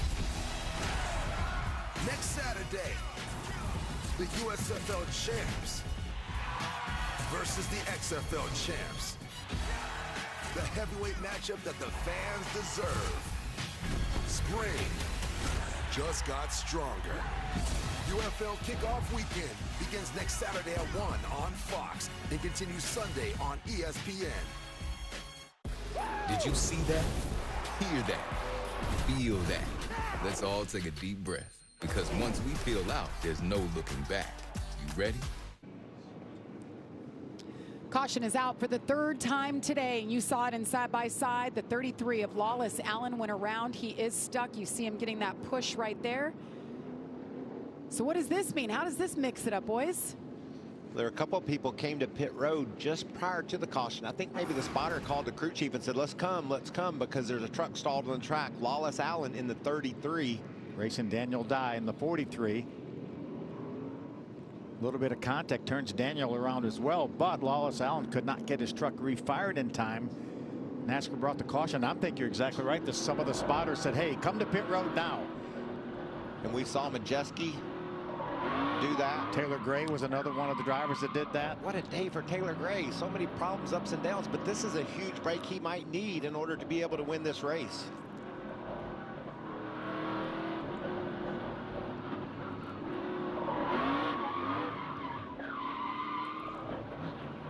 Another spin by Connor Zilich, but he keeps it running. See Nick Sanchez on the inside. Wow, he leaned on the Jake 13 of Garcia. Jake Garcia, but still spun around. Just got in there a little hot. You can see the front end sliding up, and bam, around he goes. And Sanchez trying to make up some lost ground. He had that penalty, he had to pit before that, so he was mired back there. There's a lot to keep up with, boys. There's a lot going on. There's 5 to go in this stage. I believe we will go back racing, but I think some of those teams that pitted when they felt like the caution was going to come out are in their window. We said we could run about 22 laps. They pitted on lap number 20 and 21 in some cases. So I think it's a situation where I think they have the option of staying out. And they're going to take advantage of that. Track position is everything. So Connor Zilic, you guys were talking about those who last pitted. He last pitted on 21 back in 17th. But I believe for Zilic, that was just a pass through. I don't think he stopped. Just a track limit pass through penalty. So pit stops coming up next. Corey Himes led the most laps today with 9. Aerial coverage provided by Goodyear, powering every mile and every moment on NASCAR's road to victory. Goodyear, more driven. I felt like I was on the Goodyear blimp yesterday when I went up to the top of that observation deck. 250 feet. That's Look right. Look how high that is. And watch the coverage on Fox tomorrow if you want to know how many Carson Hosevars that is. I hear he's a little scared of heights. If you stack them up, how many is that? You and him are about the same size, aren't you? He's a little bit taller. Is he? Yeah, I'm just amazed how well he fits in the cars, especially these trucks. Last time I drove a truck, I had to drive with my legs crossed because I didn't have any room. Here's some action on pit road. Got some takers, got a lot of takers coming your way. Amanda, you're up first. You'll see the 5 of Dean Thompson making his way to us out of that Tricon outfit here racing this weekend. He does have a top 10 this year. He had a good showing at Atlanta. Dean continuing to add onto experience to his resume. It will be a normal stop for him, Jamie. And number 1 of Jack Hawksworth pitting from the number 2 position, and they were just reminding him, make sure you hit your marks. He was asking the team, make sure you count me in. Remember, this is his very first race in a truck, so a lot of new things overall, though he's happy with the balance and the performance. Now it's just go time for the number 11 of Corey Heim. This was planned to be their final pit stop. It was 4 tires. You're going to top him off with some fuel, and his crew chief, Scott Zipadelli, just said, give me a good pit stop. That's exactly what happened. Number 18, Tyler Ingram, he also came for some slight adjustments. All right, 3 laps to go in this stage. Number 2, 19 laps overall from Circuit of the Americas. Stay with us. We'll figure it all out after the break.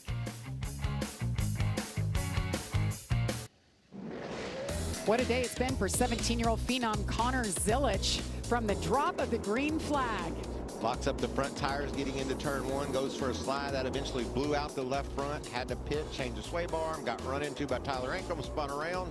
And you know what, Phil? He's still in the game. Still on the lead lap, still in the game. Running up just around the top 15, between 15th and 20th. It's going to be fun to watch him pass some trucks. Stewart freezing on the front row. Look at the 71. Raja Karuth, all that damage, and he's still in the hunt. Making their way out of turn number 20. Be interesting to watch Corey Heim here. He pitted. Can he still go win this stage? Stuart Friesen, Raja Karuth, Ben Rhodes, Ty Majeski, Taylor Gray all ahead of him right now. Look at Ben Rhodes, started in the back, trying to make it 3-4 wide. Jack Hawksworth locks it up. Stuart Friesen goes wide. 98, Ty Majeski almost sideways. He saves it. Ben Rhodes to the lead. 3 wide. Comes Corey Heim. Part of the track is so difficult. They did it. Majeski has fresh tires as well. Remember, he got in right as the caution flag waved. What a day for Ben Rhodes.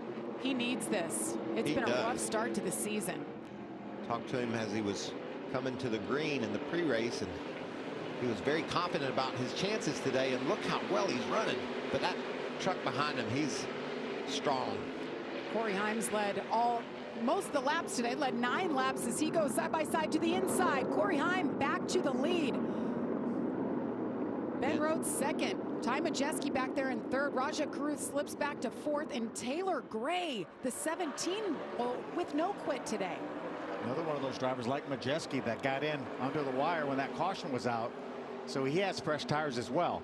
Jack Hawksworth to the bottom, trying to get a position on Tyler Ankrum goes high. Is that Connor Zilic up into the top 10? Yes, it is. Right there, that 7 truck. Yes, it is. Racing alongside Tanner Gray.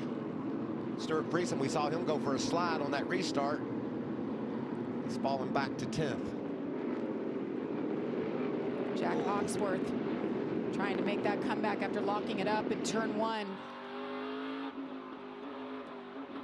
I think you tell Connor Zilic, get every many spots you can without taking any chances. We know the caution's going to come out in another 2 laps. Racing alongside Tyler Ankrum for the 6th position. Remember, Kevin Harvick told me that Connor Zilic was the best he's ever seen up braking on a road course. And that's a huge part of this game. You really got to try to get deep into the corners, but get your truck woe down so you can exit strong. Corey Heim leaves now. 1 lap to go in this stage number 2. Majeski's going to take that spot away. About 10 laps fresher tires on Majeski's truck than Ben Rhodes has. Ben Rhodes last pitted lap 13. Ty Majeski lap 21, and Corey Heim had just come in on lap 23. We talked about the varying strategies, and I think that little statement you just made, Jamie, shows you all the options there are for these teams. And then you throw in a caution flag right near a stage break, things are going to get mixed up. Saw how fast that 5 truck was prior to the pit stop. Now he's battling with Stuart Friesen and Ross Chastain. Ross Chastain back there in the 12th spot. You wonder what happened to Ross Chastain. He's always so solid here, but he had that early penalty that got him mired back. So he's making his move forward, but still in 12th as it stands. Going to jump beside Stuart Friesen to try to grab that spot. I think Dean Thompson, the 5, has that last stage point spot right now. Heck of a battle for 10th. Let's get an update on the leader, Jamie. Well, as Corey Heim looks to get these stage points here to win the 2nd stage, you know, I talked to Scott Zipadelli, and this is actually a brand new road course truck for Corey Heim. And you think, you know, why take all of that money and the effort to build a new one? And Scott said it was already part of our plan before we knew the schedule for this season. And he said, my job is to make sure that Corey is where TRD wants him to be. And in order to do that, I need to give him the best equipment possible. That's what Corey has today. And this truck is, we now have damage out on the racetrack, but this truck is amazing. Great truck for the leader, but the 15, Tanner Gray, goes around with Ross Chastain as the 11 continues digging, looking for his first stage win of the day. Nick Sanchez got stage win number 1. But great point by Jamie. 1 and only road course this year for the Truck Series, and they built a brand new race truck. It'll only run here. It's how serious that team is about giving Corey Heim every opportunity to go win this championship this year.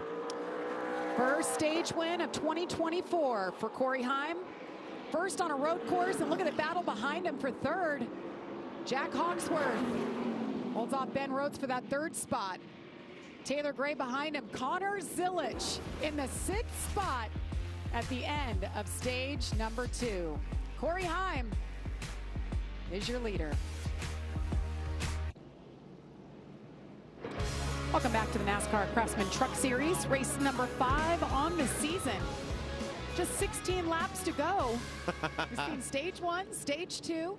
Here's the stage points earned today. Ty Majeski, big day for him, 18 points. Ben Rhodes starting in the back. He's salvaged some good points. You know, that's about a best case scenario for Ben Rhodes. We talked to him before the race, talked about his strategy, and he's played things out just perfectly to grab all those stage points. He needs it. Tough start to the season for that 99 team. Somebody else that stands out to me, Raja Cruz, last pitted lap 8. And he's coming your way, Amanda.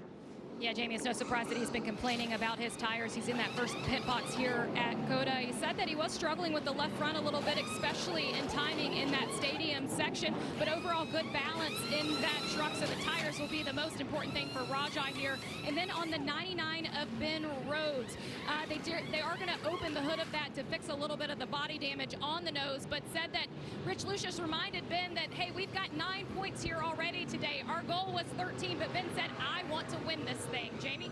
Well, Tyler Ankerman, the number 18, on pit lane now. They have gone ahead and switched out the tires, but there's heavy damage on the front of this car. So they do have 2 crew members over the wall right now to trying to get this tire off so they can execute some of this damage. And they've got the hammers out to try and hammer it out. Bear Bond is at the ready as well. So they've got some work ahead. But to Mark Hillman, the crew chief's point, they've got plenty of time to get it done right, get him back out there before the rest of the field comes back by. So much damage to keep up with. And how about, I want to give an attaboy to the 7 truck and that 7 team.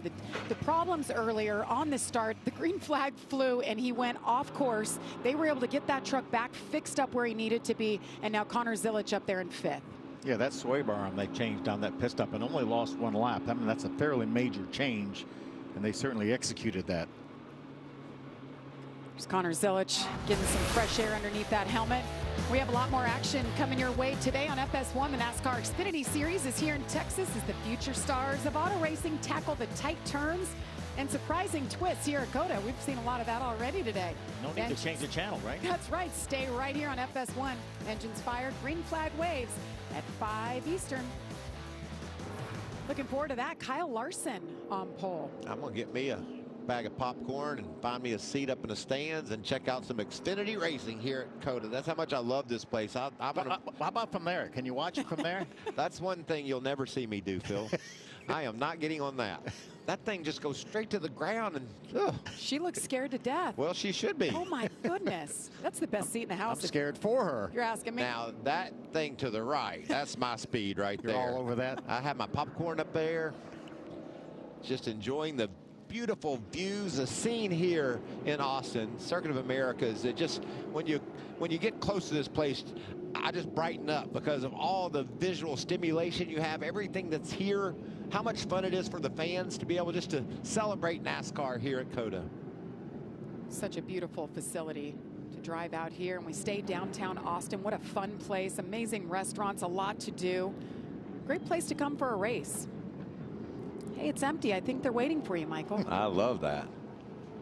So we've had 4 cautions today, 7 different leaders, 11 lead changes, 15 laps to go. What do you think, Phil? Well, at the very top of the show, we talked about the 7 and the 11, those 2 young drivers in the front row. Corey Heim's day has been pretty normal, running up front, winning stages or whatever, but Connor Zilic has had anything but a normal stay or a normal race so far. But here he is up there. He's going to restart, I think, in the 2nd row, right behind Ty Majeski. He's got a shot at that. That's a great look for him right now. He's back in contention. His truck's fixed. It's going to be fun to watch. His fastest lap time of the day is 2:13.52. That's about 0.8 of a second better than anybody else on the track. So it's going to be interesting. Brian Patty, crew chief, veteran, he's going to be preaching still patience. We don't need to get in a hurry here. We've got the truck to win this race. Be patient. And 15 laps is a long time on a road course such as this with 3.4 miles. Well, there's 20 corners and 15 laps. Yeah. If I do the math correctly, that's a lot. 300. Well, we're riding on board with Connor Zilic. You see the Austin Hatcher Foundation for Pediatric Cancer. Austin Hatcher died in 2006, and his mom and dad, big race fans, his dad raced, mom took photos at the race tracks. They created this foundation to help families and to help those pediatric kids that are going through cancer. They cover their bills. They do therapy for them. They do everything. And what they've done and how many families they've helped has been unbelievable. So I know it's awesome. A proud moment for them to see him riding on board with Connor Zilic today. Huge restart coming. See Matt Kraft in that bright green truck, weaving his tires in, getting ready for this huge restart you talked about, Phil. I always thought that truck was yellow. You boys in your colors. Here we go. Corey Heim leads him once again up the hill. Ty Majeski, Connor Zilic. What can he do? Keep your eye on that outside 2nd row. Guarantee you don't overshoot the corner. And he does not do that. Nice and orderly. Corey Heim keeps the lead. Connor Zilic in 3rd. That was a pretty tidy turn 1 here. It certainly was from what we've seen in the past. NASCAR and the drivers making the decision that those restarts need to be a little bit calmer than 5 and 6 wide, and I think they've accomplished just that. Matt Crafton's been impressive. I mean, not just here, but last week great run for him at Bristol the last couple of weeks, top 7. Yeah, he told me the other day, he said, there's a lot of fight left in this old man, and he's showing it right now, isn't he? I was talking to his crew down in the garage yesterday, and they were so proud of the effort he put into Bristol last week. Good side-by-side battle. That's Christian Eckes, the blue and white truck, trying to get by the 17 of Taylor Gray. I mean, we talk about all the young kids, and they're all running up front right now, but Matt Crafton, 47 years young, out there mixing it up. Stephen Parsons dives on the inside of Dean Thompson. Dean's been solid all day long, having a great run. So is Stephen Parsons. He's not even full-time, and to jump in a truck like this and get up to speed with these drivers, he's been in the mix. What about Nick Sanchez? He sees these guys side by side. Will he make it 3 wide? I bet so. He's certainly considering it, isn't he? What a day for him. He wins stage number 1. He's gone around a couple times. He's had a penalty. He's had damage, and here he is putting the move on the 5. That'll give him the 8th spot. Grant Enfinger, the 9 truck. We haven't talked a lot about Grant because he spun around. Battle for second. Connor Zilic is trying to get it. Snuck in there, didn't he? And he takes it from Ty Majeski. 1 more spot to go. And this will be fun because I know we all were in the garage this morning. We've talked to Corey Heim. What do you think of Connor? And talked to Connor. What do you think of Corey? And they both said the same thing. Smoke. Oh no, Connor Zilic. It's heavy. I think he made some contact, I think, with Majeski on that pass. I don't know. Didn't look that bad. Keep watching. Maybe it'll clearance itself. Yeah. We see that every now and then. A little bit. We're fine. Yeah, Hawksworth. All right, refocus here. I'll get a look at it when you come by, but refocus. You're driven away. And that's Connor's radio, but you see clearly there's still a lot of smoke as he heads up into turn 1. Let's take a look at the replay. What happened here? Squeezed in a... Yeah, definitely contact right there. That's what caused that tire rub. As Michael said, it may clearance itself. What about all the contact we've seen? I talked about hopping curbs and shifting gears. Well, I forgot about running into each other, and that's been pretty much commonplace here today. And remember, these truck bodies are metal. They're not composite material like the Xfinity cars and the Cup cars. You get a sharp edge, it'll cut that tire. It's been contact for about everybody in the field except our leader. His truck looks as perfect as it did when they unloaded it. Corey Heim just ran his fastest lap of the race, a 2:13.44 that last lap, which is the fastest lap that we've seen this entire race, faster than what Zilic had done earlier. Yeah, by 1/10 of a second. Corey Heim says, bring it on, kid. Come get me. Come get me. I want to see some of that. Corey Heim's a road course winner, did it last year at Mid-Ohio. Zilic, well, this is his first career Truck Series start, so.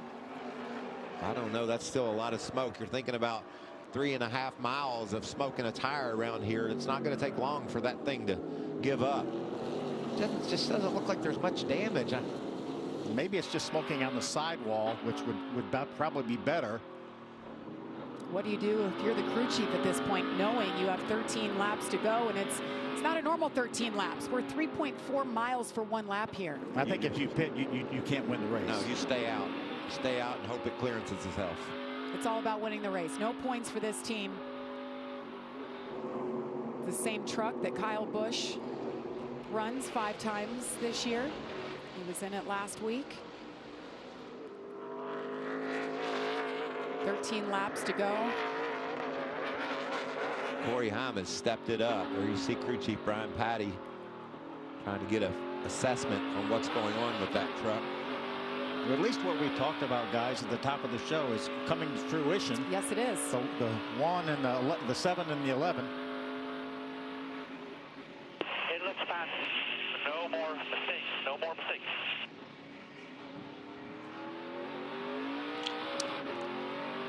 '19 pass through.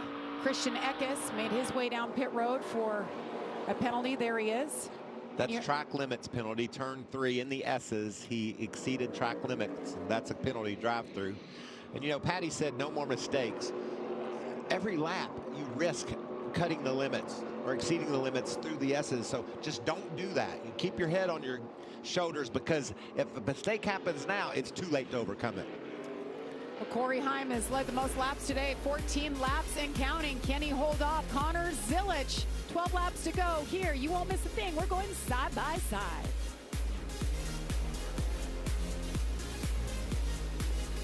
Your best days of the year start here at Kubota Orange Days. It's the year's biggest selection of Kubota tractors, zero-turn mowers, and utility vehicles, including the #1 selling compact tractor in the USA. Plus the year's best deals, like 0% APR for 84 months or up to $3,300 off select compact tractors. Orange goes all day. Sales ending soon. Visit your local dealer today. Find your nearest dealer at KubotaOrangeDays.com. You know, when I take the bike out like this, all my stresses just melt away. I hear that. This bad boy can fix anything. Yep, tough day at work. Nice cruiser sorts you right out. When I'm riding, I'm not even thinking about my painful cavity. Oh, you shouldn't ignore that. And every time I get stressed about having to pay my bills, I just hop on the bike, man. Oh, come on, man. You gotta pay your bills. You don't have to worry about anything when you're protected by America's #1 motorcycle insurer. Well, you definitely do. Those things aren't related, so... Ah, oh, that is a vibrating pain. What does fearless look like? Like sliding through a glimmer of daylight? Side by side for the top spot. Like trading paint with a champion? Oh, and he spins it. Like starting in the back of the pack and stopping at nothing till everyone is choking on your dust? Gets it done. What does fearless look like? Find out for yourself. Let's go! The NASCAR Craftsman Truck Series. Today's just such a special day. The XFL and the USFL merged together to create one powerful spring football league called the UFL. These players are going to play hard-nosed, intense football, passionate football. Every play matters. Touchdown! They got one shot. They're going to ball out. Incredible! Spring football is here to stay. The United Football League kicks off next Saturday at 1 p.m. on Fox. I am tradition, passed down from the families that race to the ones that watch us every weekend.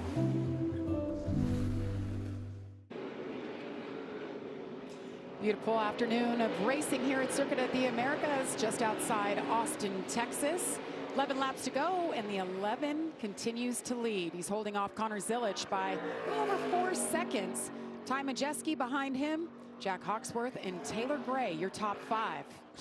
We talked about Corey Heim stepping it up the last 2 laps. He's been faster than Connor Zilic and has run the fastest laps of the race. So he felt the pressure coming and he stepped up and said, not so fast, son. Really, really fast laps. Several laps now down under the 2-minute 14-second lap. If he could just hang on, if he finishes second in his debut race. I guarantee he'll be disappointed, but it'll be quite an accomplishment for what all he's been through. Yeah, this wasn't an easy one by no means. But I think that just shows you how tough our truckers are. When you come in here, you're road course expert. Corey Heim says, I wasn't very good here last year. I finished 6th. I was 6th, and that's not where I want to be. And then to step up and run the lap times he's running right now. As Corey Heim makes his way down the front stretch.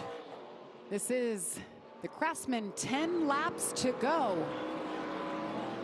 Craftsman's such a great partner to the Truck Series. Perfect sponsor for our trucks. They really are. Let's get an update on our leader, Jamie. I love the calmness that's on the radio for Corey Heim, coming from both his spotters as well as his crew chief, Scott Zipadelli. And what they're telling him right now is there's only 10 laps to go. You're doing great. Remember, though, every single lap, this is what they're telling him. Remember, do not cut the course. To talk about the risk versus the reward in doing so, and they're saying right now there is 0 reward because they're throwing penalties at everybody.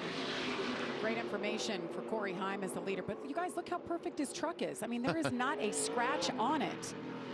Scott Zipadelli, these two together, they're magic. I mean, literally, like you guys said, Corey said, we weren't very good here last year, finished 6th. Well, they went to work. They've been in the simulator, built a brand new race truck, did everything it took. They've led the most laps today. Can they hang on and get the win here? It'd be a big moment for this team. Another sub 2:14 second lap for Corey Heim. He's doing it lap after lap, Michael.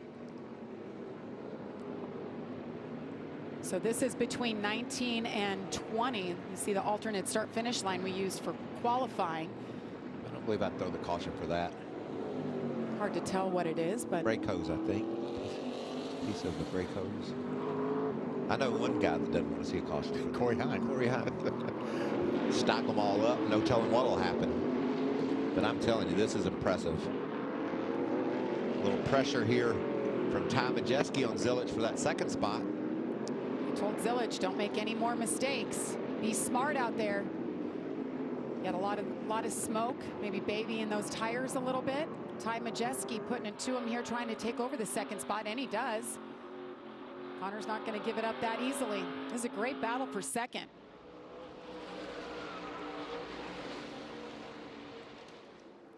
After all this today, Connor Zilich jumping in a plane, flying to Pensacola, Florida, as we heard earlier. He'll run the ARCA East race tonight.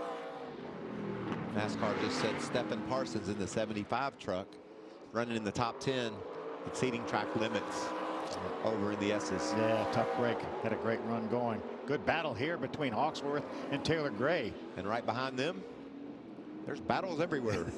Matt Crafton, Nick Sanchez just behind them, coming up the hill. Dean Thompson still hanging there in the top 10. Stuart Friesen in 9th. Wow, Stewart's had a heck of a day. We saw him about spin out once, missed turn 1 once, and still battling along inside the top 10. How about the season for Taylor Gray, who's running up in the top 5 once again? He's been impressive, the kid has. Jeff Hensley is crew chief. That's been the difference this year, I think, for these two. They just think the world of each other. Young driver, very veteran crew chief. They're off to a solid start. They've had their hiccups today, their issues. They've been all over the place. Look at that. 30th at the end of stage 1, but he's right back at it. No quit. Taylor Gray right now in 5th position. Let's get an update on the 17, Amanda. Yeah, and since Atlanta, Jeff Hensley has really been talking about the maturity of 18-year-old Taylor Gray. He's also given him the nickname Haas. When I asked where that came from, and Jeff Hensley said, well, that's what my dad called me. Haas. I like it. He's having a birthday next week, right? Is it Monday? Yeah. Yeah, he's going to turn 19. A lot of racing ahead for that young man. Moving on up. Look at the damage. That's sort of the picture of the day. Yes, no doubt. Fenders caved in galore. You see Ty Dillon. Excuse me. Yeah, that's Ty Dillon. Yeah, in the 25. In the 25, yeah. Ty Dillon with the nice run today. They needed it. Ben Rhodes just ahead. They're racing behind. Ben is on his way forward. Remember, he pitted after most of these trucks after the stage end. That's Chastain just ahead of him there. Back there in 11th, 12th, 13th positions. So Ty Dillon, one of 2 drivers in the field who are running the Xfinity race coming up next. And I just got a note. Kyle Larson, who qualified on pole, had a crack in his brake rotors, had to change him out. He'll start in the back. Oh, wow. That's gonna be quite a show. Yes, it will be. We've seen quite a show here with these trucks today. We sure have. Except for Corey Heim. It's been nice, smooth sailing for Corey. Started this race second, his best start of the year by a lot. Just opening up that lead now, over 8 seconds over the second place running Majeski. You can see where he spent most of his time. He's led 20 laps, been right up front. I like how you can hear those tires squalling when they work their way up Look the at track. That. Clear track ahead, clear track behind. That aerial coverage is provided by Goodyear, powering every lap, every mile, and every victory on the road ahead. Goodyear, more driven. And every sporting event is even more special when you look up at the sky and see that Goodyear blimp floating above. That's an experience. Got to take my hat off to Goodyear. And last Sunday, they had their hands full, and they talked to us. They gave us the story. They stayed on top of it. It was very impressive. We appreciate their partnership and how they help us in the media. It was an unbelievable race last Sunday at Bristol. I was up in one of the suites and I was telling people what was going on, and when that first green flag pit stop started rolling around and guys were slowing down dramatically, I was like, yeah, folks, this has never happened before. You're seeing something that has never happened. So much fun at Bristol. I kid you not. We had about 20 laps to go, and I started seeing stuff coming out of the sky, and I thought it was bugs, which happens at the racetracks. You know, it's springtime. It was raining cords. It was cotton coming down all over the ground. I'd never seen anything like it. Another good battle here. Ross Chastain is getting to the inside of Dean Thompson. This is for the 9th spot. And he pushes him over. Is that tight battle behind him too? Yeah, I don't think Ty was close enough to take advantage, but there's Ben Rhodes. That's where I said, he's going to take advantage. Where'd he go? I lost him. Ben Rhodes is trying to take advantage. He's got it. And here comes Ty Dillon. Ben Rhodes started in the back of the field. Ran up front. Little strategy got him mired back there a little bit, but fresher tires, and he's on the move. I think if he got the stage points he got, if he can finish up in the top 10, I think it's going to be a great day for Ben Rhodes and that team. 7 laps to go here. Corey Heim continues to lead. The 77 of Chase Purdy went around. Having a really solid run was Chase. It's going to hurt his finish. Run better than he's going to finish for sure. So Corey Heim's got about an 8.5 second lead over Ty Majeski. Connor Zilic behind that. Maybe a little contact from the 38 of Lane Riggs. It looks like it. Lane's being shown 4 laps down because of his electrical troubles earlier. There you see Tyler Ankrum. We saw him on pit road getting his hood squished down. Tyler slipped by the outside of that spin. He's currently in the 15th position. See Jack Wood coming onto the scene there. There's a lot of damaged trucks in this field, but they put on a good show for us. And there's things to watch everywhere. You could put 100 cameras out there, you still can't capture it all. It feels like we do have 100 because I don't think we've missed a thing. I don't think we've missed anything. It's been incredible. Taylor Gray's made his way around the 7 of Zilic up to the 3rd spot. Zilic taking care of his truck. And I think he's just getting outrun right now, Jamie. Yeah, 100%. I don't see it smoking anymore, so maybe it did clear itself, Michael, like you had mentioned. Yeah, that's for sure. Just doesn't have the pace now that he had earlier. And he had the pay after they changed. Sideways, completely sideways. But he had the pace even after he had the sway bar arm change. He had the pace, so it wasn't that was a problem. He's on the same tires as Corey Heim, so it's not a strategy issue either. Just track probably changed a bit throughout the course of the day with the rubber going down. Weather hasn't really changed, been pretty consistent. Nice overcast day, what you want as a racer. A little more grip when that sun's not beaming down on the racing surface. About 70 degrees here. Has been a perfect day for racing. Supposed to be the same tomorrow. Corey Heim, I think, is in cruise mode now. He's no longer down there in those 13s. He's backed it down to about 215 flat. First 4 trucks all ran in the 15s, but he's got that cushion, and there's no sense in pushing it. Yeah, you never know. You might need to save some tire for a late caution for a restart. Corey Heim's finishes this season 2nd, 3rd, 6th. Looking at his first win of the season here. If he can just hang on, been a good day for him.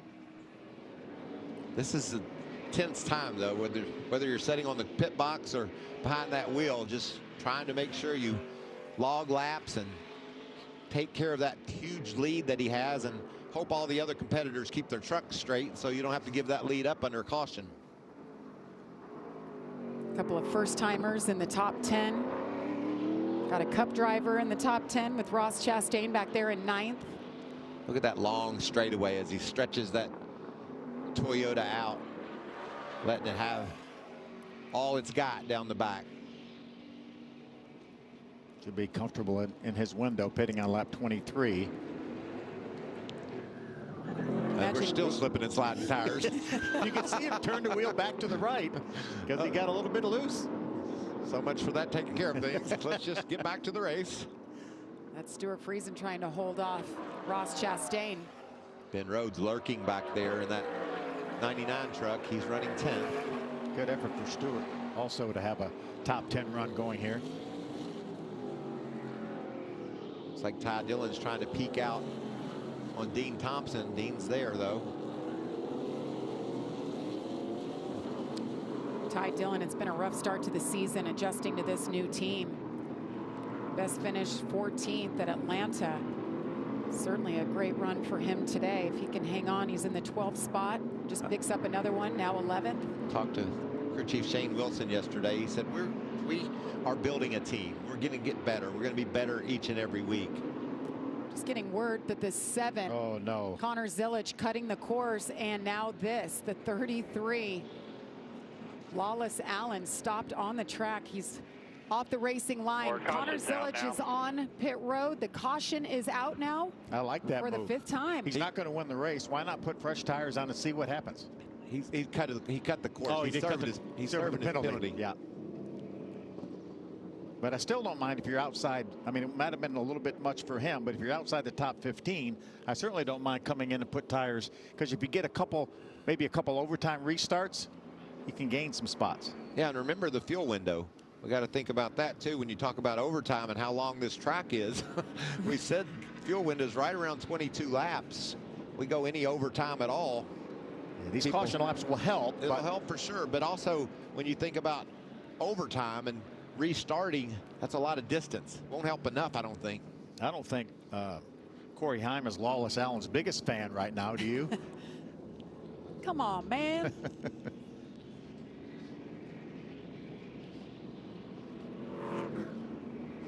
So you see 5 laps to go. The truck has picked up the field. Corey Heim. We know the front of this field's all set. Not to come to pit road, Corey Heim's thinking, I got this. I feel like he's got so much confidence the way he races his vehicle and just the things that he says. But there's still always that possibility of contact when you have a late restart. I mean, right now we've got Tyler Ankrum running in the 15th position. Why not come to pit road? What do we have? It's 27 trucks on the lead lap. Come to pit road. See if we can make something happen. And we talked about all the passing zones. So there's a lot of opportunities, especially if you put yourself on some fresh tires versus the competition. A lot of opportunity to make your moves and get up to inside of that top 10. Maybe pump those tires up a little bit where they'll perform like they are for qualifying. Michael, I like what you said. We're going to have another restart. Oh, yeah. It's going to be good. So and you know how things get a little bit crazy in Austin. They do. They're going to get a little crazy next weekend as pro football is back. And it's on Fox as the UFL kicks off next Saturday. The USFL champion Birmingham Stallions taking on the XFL champion Arlington Renegades. Kickoff weekend continues next Sunday on ESPN. Looking forward to this. The season without football is too long for many, so here you go. And I was looking at the schedule. My son really wants to go to a UFL game, a USFL game. When we're in Talladega, they're actually the Birmingham Stallions are going to be playing in Birmingham. Yeah. So let's go. I think we have a road trip going, huh? I think we do. Birmingham's just outside of Talladega, about 45 minutes. So why not? I think it's pretty awesome what Jack Hawksworth has accomplished today, running solidly in the top 5 all day long. Right there. Yeah, first truck race. He actually did run an Xfinity race several years ago. I think for Joe Gibbs. Actually qualified on the front row. Had some trouble, finished, I think, maybe 15th or something like that. Zilic caught quite the break there with his pass-through penalty after cutting the track limits because the caution fell right at the same time. He had great track position, was only lost a couple of spots. That's what I'm talking about. That's what this place is so cool for. Fans just laying around, enjoying a beautiful NASCAR day. I love it. We've been watching these shots, you know, offline all day long, and all the little kids love to start on the hills and run all the way down to the fence and then run all the way back. So many campers here. This place is packed. Great weekend for camping. Look at, we're gonna have some takers, I think. Oh, we are. Got a couple right there. Grafton's coming. Zilic. Zilic is coming. Looks like Ty Dillon. Ty Dillon. Amanda. To Connor Zilic, pit this time, pit this time. Connor was like, why? They are taking fuel and 4 tires. Phil, you said why? Because he can't win the race. He didn't feel like from where he was. We saw how much faster Corey Heim was than him. Brian Patty's here for one thing. The crew chief on that truck, we're going to win the race. Jamie. We see the number 88, Matt Crafton, now at a stop. And this really came down to Matt Crafton and his decision. Jared Prince, the crew chief, he wanted to stop. He said they're 0.8 a lap faster than you every time. I'd rather you be able to drive through him than have to play on the offense. And so that's what they just decided to do, make this stop and put on some fresh tires, as is number 18, Tyler Ankrum. All right, so this should be fun. Yeah, I knew that. I felt like they should, from Ankrum back, should stop, but they stopped way before that. 4 laps to go here from Circuit of the Americas. Stay with us. You won't want to miss the finish. Look at that little boy's shirt. Dale Earnhardt fan, Austin Dillon fan. He's got the 3 on the front. Dad's a Kyle Busch fan. They're going to keep it in the RCR family. Yes, they are. They keep everybody happy in the family. You meet a lot of fans. They're rooting for opposite teams, opposite drivers. It's always fun. We're getting ready to go racing, guys. All right, 3 laps to go here when they drop the flag. There's going to be a frenzy. I can't wait to watch these trucks head up that hill into turn 1. Once again, Corey Heim, Ty Majeski. Great start by Majeski. He's side by side with Heim as they race up the hill. And here comes Jack Hawksworth to the bottom. Trying to get around Taylor Gray. Locks it up. Corey Heim, nice and clean, hangs on to the lead. It's like a big funnel when they get down to turn 1. Taylor Gray back in 3rd. Look at Stuart Friesen getting around Jack Hawksworth. Nice job by Stewart. Side by side right behind them. Ross Chastain's in that battle, as well as Sanchez. Ben Rhodes is right in there as well. Keep your eye out for that Napa truck. Oh, we got a spin. Trucks around all over. Chase Purdy there in the 77. 12 of Dale Quarterly. They're all getting them going. It will not result in a caution. Okay, we stay green. Meanwhile, up front, Corey Heim, so good on the restarts. He has been perfect all day today. Led 25 laps so far, continues leading. Great battle here. Oh, Stewart Taylor there. Gray You can see it. Gets around Majeski for 2nd. There's Connor Zilic. He came in for those fresh tires. He's back there in 11th. He's the first truck with the fresh tires. See, he's racing with Dean Thompson. It's Stuart Friesen in the 4th spot, guys. He's looking for his first top 10 of the season. Could be a top 5 if he can hang on. Yeah, I had that crash at Bristol. Ooh, look at Ty Majeski locks flipping it those up. tires. Taylor Gray to 2nd. Taylor Gray, so impressive today. We saw him win an ARCA race at Mid-Ohio a couple years ago, Jamie.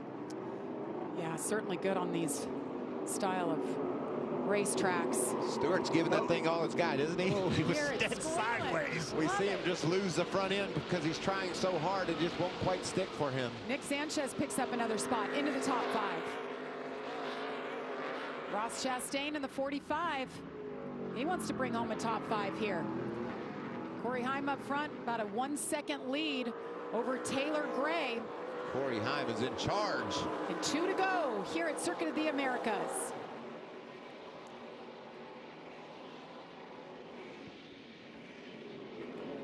Three wide. Look at Christian Eckes. Hello.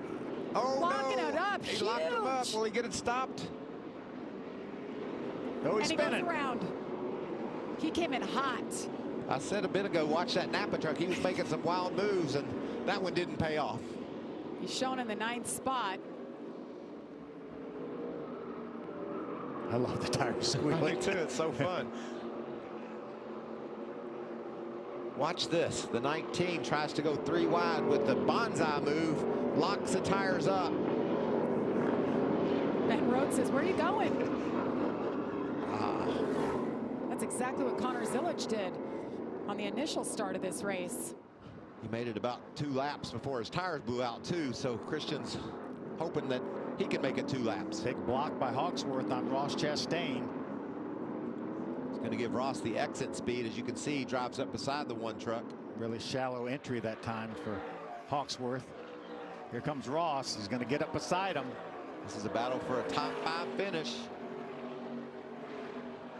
Remember, Ross Chastain got his first career Cup Series win here back in 2022. First time we ever saw the watermelon smash. Here he is fighting for a top 5 here in the Truck Series. He picks it up. He's got it for 9 for now. Zilic is already back in the top 10. He was right behind that battle. That battle's going to rage on. Ben Rhodes just watching it. Good racing. Ben says, y'all keep that up. I'll be right there. Yeah, there's Zilic right behind Ben Rhodes. Oh. What in the wow. world? That's Marco Andretti. That's the rear end housing of that truck. I've never seen that before.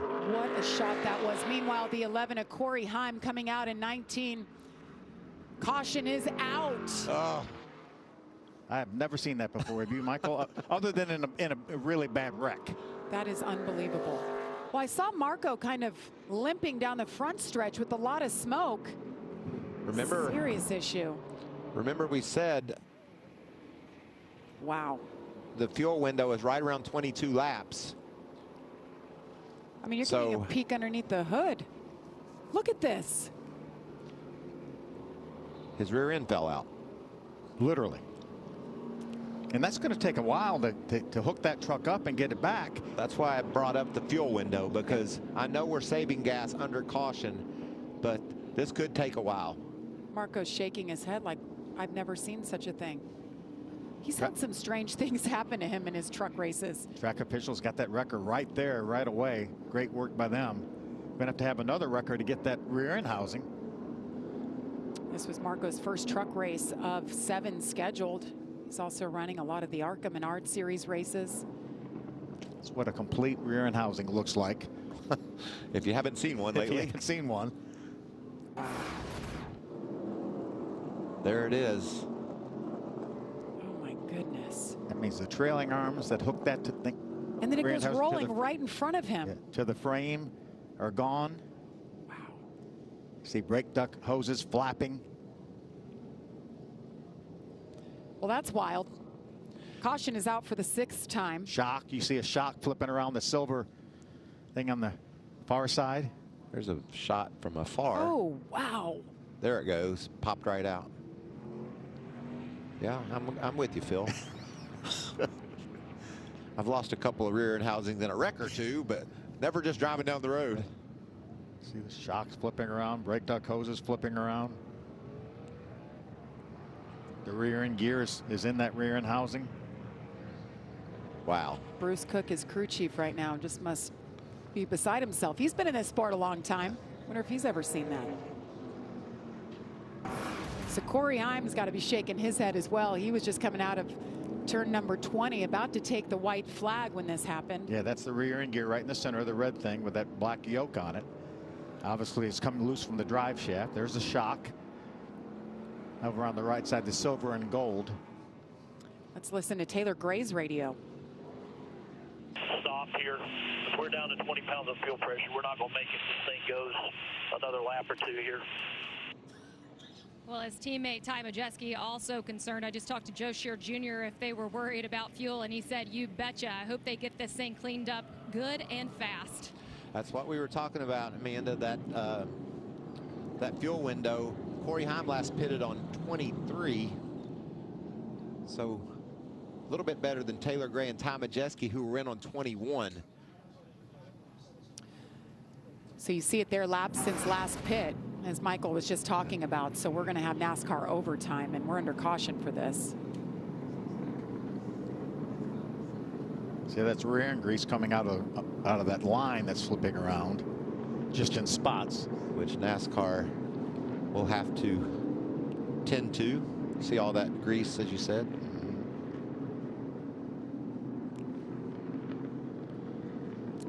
Somewhere Larry Mack is watching this with intensity. How many caution laps have we had, Phil, since these guys pitted? We've had 4 so far, so that might save them 4 laps. But, you know, when we talk about, Michael, we talk about the pit window being 22 laps. I also talked to some crew chiefs that said maybe more like 19 or 20 laps. It'd be nice if NASCAR might consider stopping them so that it isn't an issue, but that cleanup could take a while too, so they might have to do that. I know all those drivers that pitted on lap 38 said, no, let's keep going, keep going. So they're going to bring them down the front stretch now. We're told that NASCAR will stop them, bring out the red flag for the cleanup. We'll have NASCAR overtime after the cleanup for this.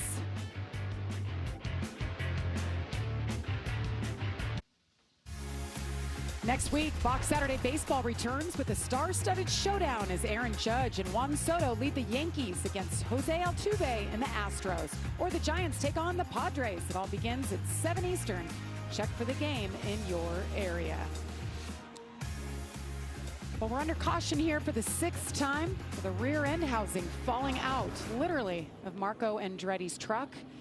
Some of these truckers, a lot of them, close on fuel, so they brought him to a stop on the front stretch. So while we have a minute, let's dial up our race leader. You see it right there. Wow.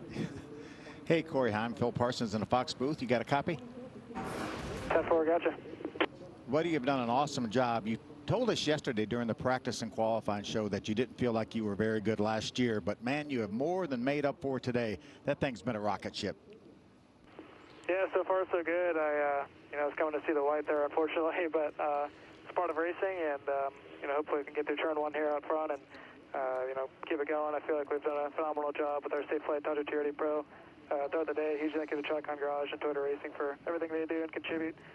Definitely can't complain about the speed of it, but definitely some other variables out of our control that we got to get through first. What do you think? Turn 1, is that the biggest obstacle in your way? Yeah, I'd say so. There's not many out front, so I guess that's the big one. All right, buddy, well, I appreciate it. We're going to talk to your crew chief right now. Jamie. And that's Scott Zeppedelli, and they were 3 to the good, meaning you had 3 laps of extra fuel in that truck before these cautions started flying. What level of concern do you have with another restart? I'm not sure what you said there, but we're close on fuel. We're really close, but looks like we can make it. He was running 80% the last stint, so hopefully saved a little bit there. But he's done a great job. We've had a lot of fun.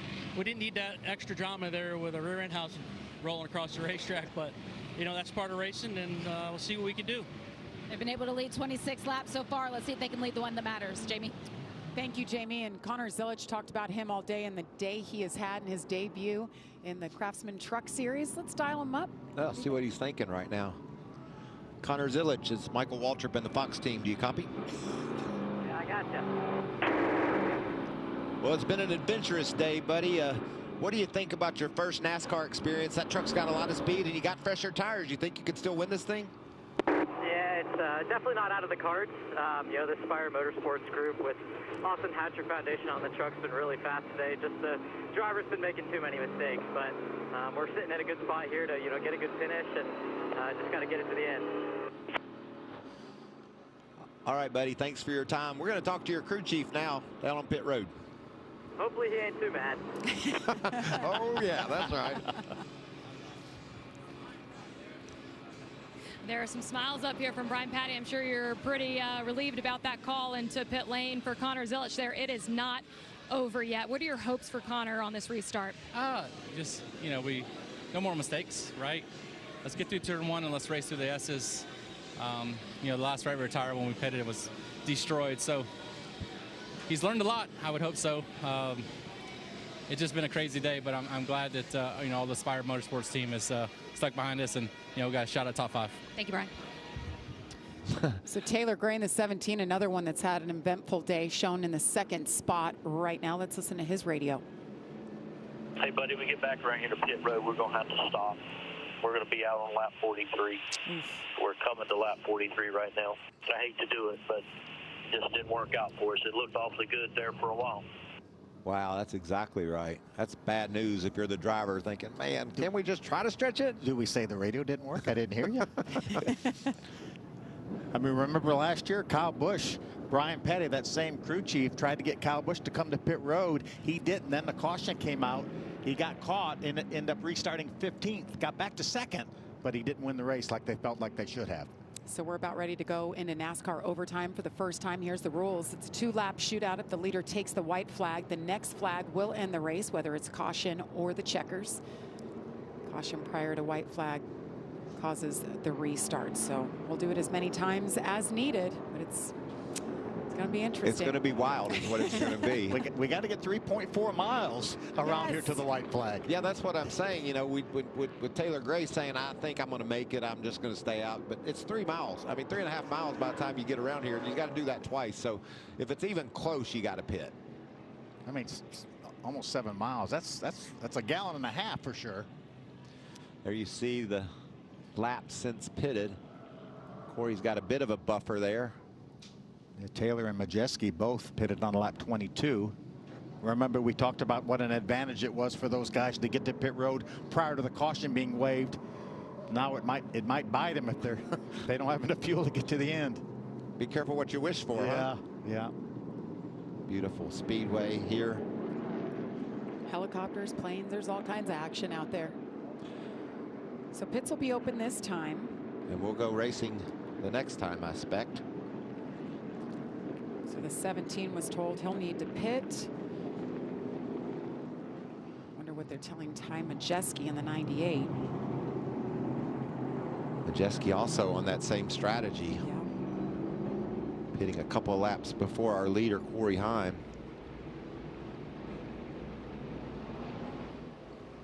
Ben Rhodes in the top 10 along with Connor Zilic. I can't believe how tidy that restart was in turn 1. I really expected those trucks to go 4 and 5 wide. Well, do you expect this to be tidy? I didn't expect that one to, so I'm not going to expect this one to be. Corey Heim is hoping it is. He's been so good on the restarts today. Oh no, 17 stayed out. Is this Maybe Kyle Busch all over again? Maybe they say give it one more lap. I think so too. I mean, if he's going to come in, there's 26 trucks on the lead lap. They've had a great season so far. I like that strategy. Stay out and let's hope we have enough fuel. Hope's a great strategy, isn't it, Michael? Yeah, it's if you're out of cards, you know, you can hope for better ones.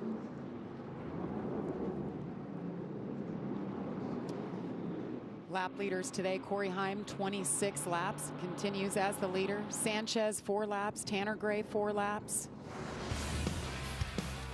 So talk about turn 1, lap 1. Woo, we got off to a crazy start. Connor Zilic just straight off the racetrack, just overshot turn 1, locked up the front tires. That's the result of that. Had to come in and change a sway bar arm. This is Stuart Friesen's beginning to a wild day for that truck. He's been up and down, but has done a nice job recovering. 17's had a wild day, locks it up right there, had a lot of damage on the right side, as you see. He's had to fight his way back to the Ford. Look how tight that is right there. Tyler Ankrum pulls out, just clips Dale Quarterly. Nick Sanchez and the 13 of Jake Garcia get together. Nick goes around, keeps it running. And there's Tanner Gray and Raja Karuth. 18 of Tyler Ankrum getting into the 15 of Tanner Gray. And here comes the bonsai that didn't pay off. Look at his commitment. You gotta like that, right? Tries to save it, and around he goes. And then the latest caution. Bam! All by himself. Marco Andretti loses the rear end housing, and away it rolls. That one's unbelievable. Yes, it is. Nice looking rear end housing, though. That would have to been a very violent. Look at this shot. What a place to man. watch this race from. You could see the entire course from up there. Is that as high as the airplane up there? Felt like it. What a shot. Ask Carson Hocevar, he'll tell you. What is Carson Hocevar, about 6'3"? 6'6", I bet. Is he that tall? He's probably 6'5".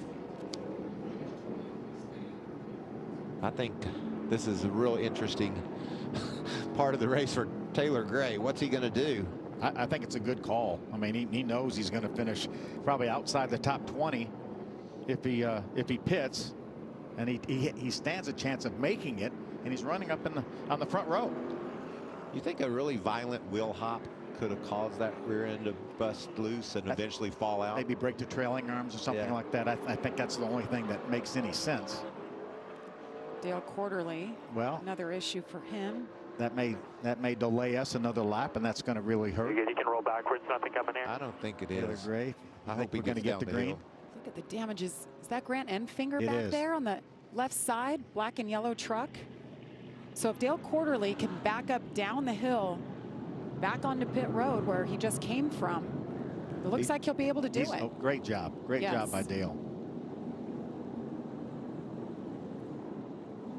It's uphill into turn 1, which means if you're going backwards, it's downhill. Yeah. You don't need power. Big restart coming. Big restart. Lights off on the pace truck. A lot of anticipation here for Corey Heim and Taylor Gray. I think Taylor Gray's in a bind, according to his team.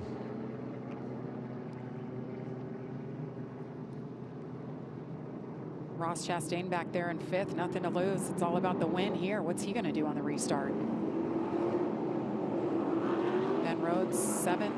It's a couple more spots. He's looking for his first top 10 of the day. Of course, they're going to restart differently than the pylon shows, but I mean, Ben Rhodes just had a great day. Be nice for him to get out of here with a solid top 5. He shares that fourth row with Connor Zilich. These guys are heating those tires, cleaning those tires off, getting all the debris off of them so they can have a wild run up the hill. And Rhodes said he really likes to go through the middle into turn one. He said it really spreads out a little bit for you. What do they say? Buckle those belts one last time. Here we go. Green flag is in the air. NASCAR overtime. Corey Heim talked about turn one. That's the biggest obstacle in his way. Ty Majeski behind him. Taylor Gray. Wow, nice what a job clean behind. effort. Yes. Oh, we're and gonna have a around spinner. we go. Is that Sanchez? Corey Heim again gets away. That was Nick Sanchez that went around. There he is. Corey Heim has a little breathing room over Taylor Gray. So 2 laps here. He'll take the white next time by. Once he takes the white, the next flag will end it. Taylor Gray obviously nursing that fuel, but he has to go hard to try to stay ahead of Majeski. Is that Zilich up to fourth? Is he fourth or fifth? Zilich was battling. He is. Zilich into the fourth spot. Got by Ross Chastain. Now he can set his sights on that battle for second. And remember, there's fuel issues, concerns for the 17 of Gray. Little slide by Zilich. Ross came back. Was able to hold him off, though. Matt Crafton, he got tires as well, and he's raced his way up inside the top 10. Another great job for Matt. No kidding. Trying to get around Jack Hawksworth right there. Continues the battle. He settles in behind him. I think he's got a better truck right now than a couple ahead of him. Corey Heim's been pretty much perfect today. Done everything right. He has. That's a great way to put it, Jamie. And that restart was executed perfectly as well. Protected that inside, but yet still had a good angle on his exit. And didn't overshoot that corner, so he didn't have any exit speed. Brand new race truck built just for this race. Again, this is the only time when we will race on the road course this year. Another truck that I'm really impressed by. He's stuck right there in that battle, that 52 of Stuart Friesen. He's been all over the place, but still solidly in the top 10. Yeah, and older tires than a lot of those trucks he's racing around. Here comes Corey Heim. Down the straightaway. Going to hold his breath to the start-finish line. Yes, he is. You'll see the white flag come out. There it is. 1 lap to go for Corey Heim. Taylor Gray, Ty Majeski, Connor Zilich, Ross Chastain. Chastain's not done back there. Really, the next flag ends it, whether it's caution or checker. Look at Corey. Is he wiggling that truck? Is he having some fuel pressure issues? Good question, Phil. I saw him doing just that. Maybe just being extra careful to keep plenty of fuel in the pickup. The top 3 definitely concerned about fuel at this point. 3.4 miles around here. Got about a half a lap to go for the leaders. I would say great call by Jeff Hensley, Taylor Gray to stay out, but we've got a half lap to go here. It's not over yet. It's not. Holding their breath, just trying to make it to the finish. Taylor Gray and that 17 team deserve a great finish after the day they've had. They kept fighting back. They know that fuel is an issue. Can they hang on? They just went through turn 11. What did we say, 100 seconds from turn 11 back to the start-finish line? Can you hold your breath 100 seconds? I don't think so. Oh, Friesen man, spun. Friesen and Raja off the road. They keep them straight. Oh, a lap truck kind of forced Corey wide. That's Dale Quarterly. Look at that battle for second. Ty Majeski putting the pressure on, trying to pick up that second spot.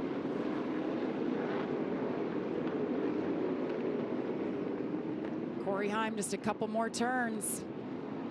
Looking for that checkered flag. Looking for the first win of the season. They have been so strong. Came here after so much time, research, effort put into this race. He's been flawless. That's exactly right. Perfect. 29 laps and counting. Here comes Corey Heim. He sees the checkered flag. It's Heim time at Circuit of the Americas as Corey Heim gets it done. Taylor Gray takes it. Taylor Gray hangs on.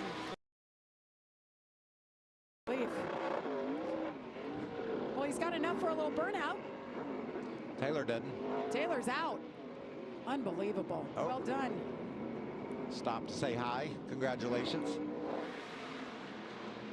Jeff Hensley. Great job, Corey. Ty Majeski third. Connor Zillage. What a day for that young 17-year-old. Making his Truck Series debut, hangs on to fourth. And Ross Chastain brings it home fifth. Mr. Heim time, Corey Heim. He's also Mr. Consistency. Think he's just going to keep burning it down until he's out, boys? Runs out of fuel or tires. One of the One or two. Either that or he gets really dizzy. Remember Zane Smith last year literally burned it down. He was on fire. 30 laps led today. That's pretty dominant. Second career road course win for Corey Heim. Hello. I'm going to say hello to the flag man. Yes.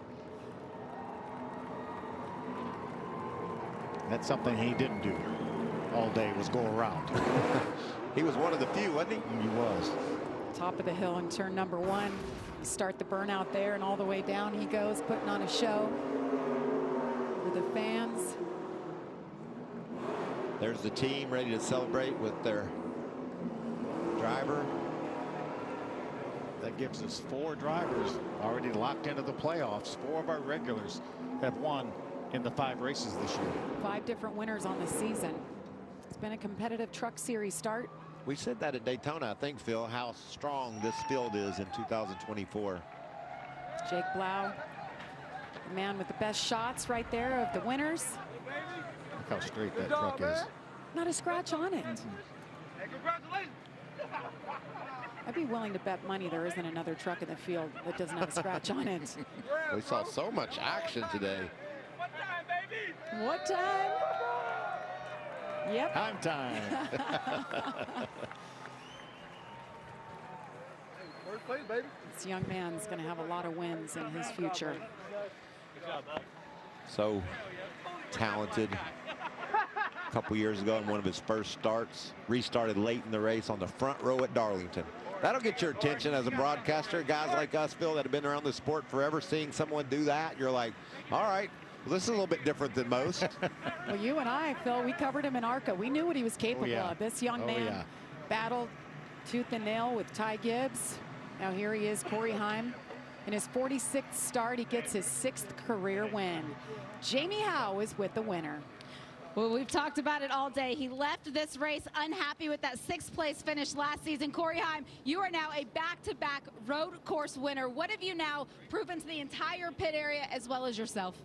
Just prepared so hard for this race. Huge thank you to everyone back at Shotgun Garage, Shoulder Racing. The Safe Light 100 TRD Pro is phenomenal. Huge thank you to Trevor Bain for my pre-race stuff. He's helped me so much. Keegan and Eric back at 2311 as well. Just so much help through so many different areas for this race for me. I came into this race last year and just struggled, really. I think I finished 6th with a penalty and just all over the place. And to put together a solid race like this is so special, and really just shows you how good our trucks are back at the shop. Resume builder is a word that you used yesterday. You have now finished inside of the top 6 in every race of this 2024 season. What do you take away as you head forward? Yeah, just great consistency. I mean,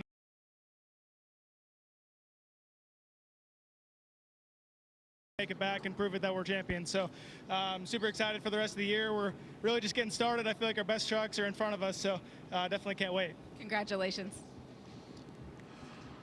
Taylor Gray out of the truck, and I think you're taking in this moment. I did talk to your crew chief, Jeff Hensley. He was breathing better after they saw that checkered flag. How was those last couple laps for you, knowing the fuel issue? Yeah, I mean, just, you know, I can't thank everybody enough at Tricon Garage for my really good JBL 100 TRD Pro. I debatably ruined our race at the beginning of the race by getting that penalty, and kind of the heat of the emotions got to me a little bit after that. But just can't thank all the guys enough for rebounding so good. And it sucks. I mean, you know, we put ourselves in position. Jeff did a really good strategy call to get us back up front, but just couldn't attack those last couple laps. I feel like we probably could have had something for the 11, maybe gave him a little harder of a race at the end. But, you know, congrats to those guys. They executed well all day long, and, you know, we just got to keep executing, and we'll get us a few. Yeah, you can thank yourself for rebounding too. Jamie? Top fives in the last 4 races. So let's take a look at our playoff leaderboard as it stands. Corey Heim, Christian Eckes, Nick Sanchez, Rajat Karuth all highlighted because they all have wins so far. How about Ben Rhodes? We talked about the tough start to the season. Now only 1 point below that line. Brett Holmes has spent most of the season in that top 10. He drops out there. Stuart Friesen with another frustrating day spinning late. Ben Rhodes picks up his first top 10 of the season. Nice work for him. Go home to his brand new little baby girl, Belle. Well, we have a lot more racing action coming your way tomorrow on Fox. Race day at 3 p.m. Eastern. And then it's the Echo Park Automotive Grand Prix at 3:30 Eastern. Looking forward to covering all the action from pit road. How about the next Truck Series race? We'll have a weekend off, and then Martinsville, April 5th, right here on FS1. Won't be any beating and banging there, will there? Not at all. Coming up next, Xfinity Series race day. Thanks so much for joining us. Congratulations, Corey.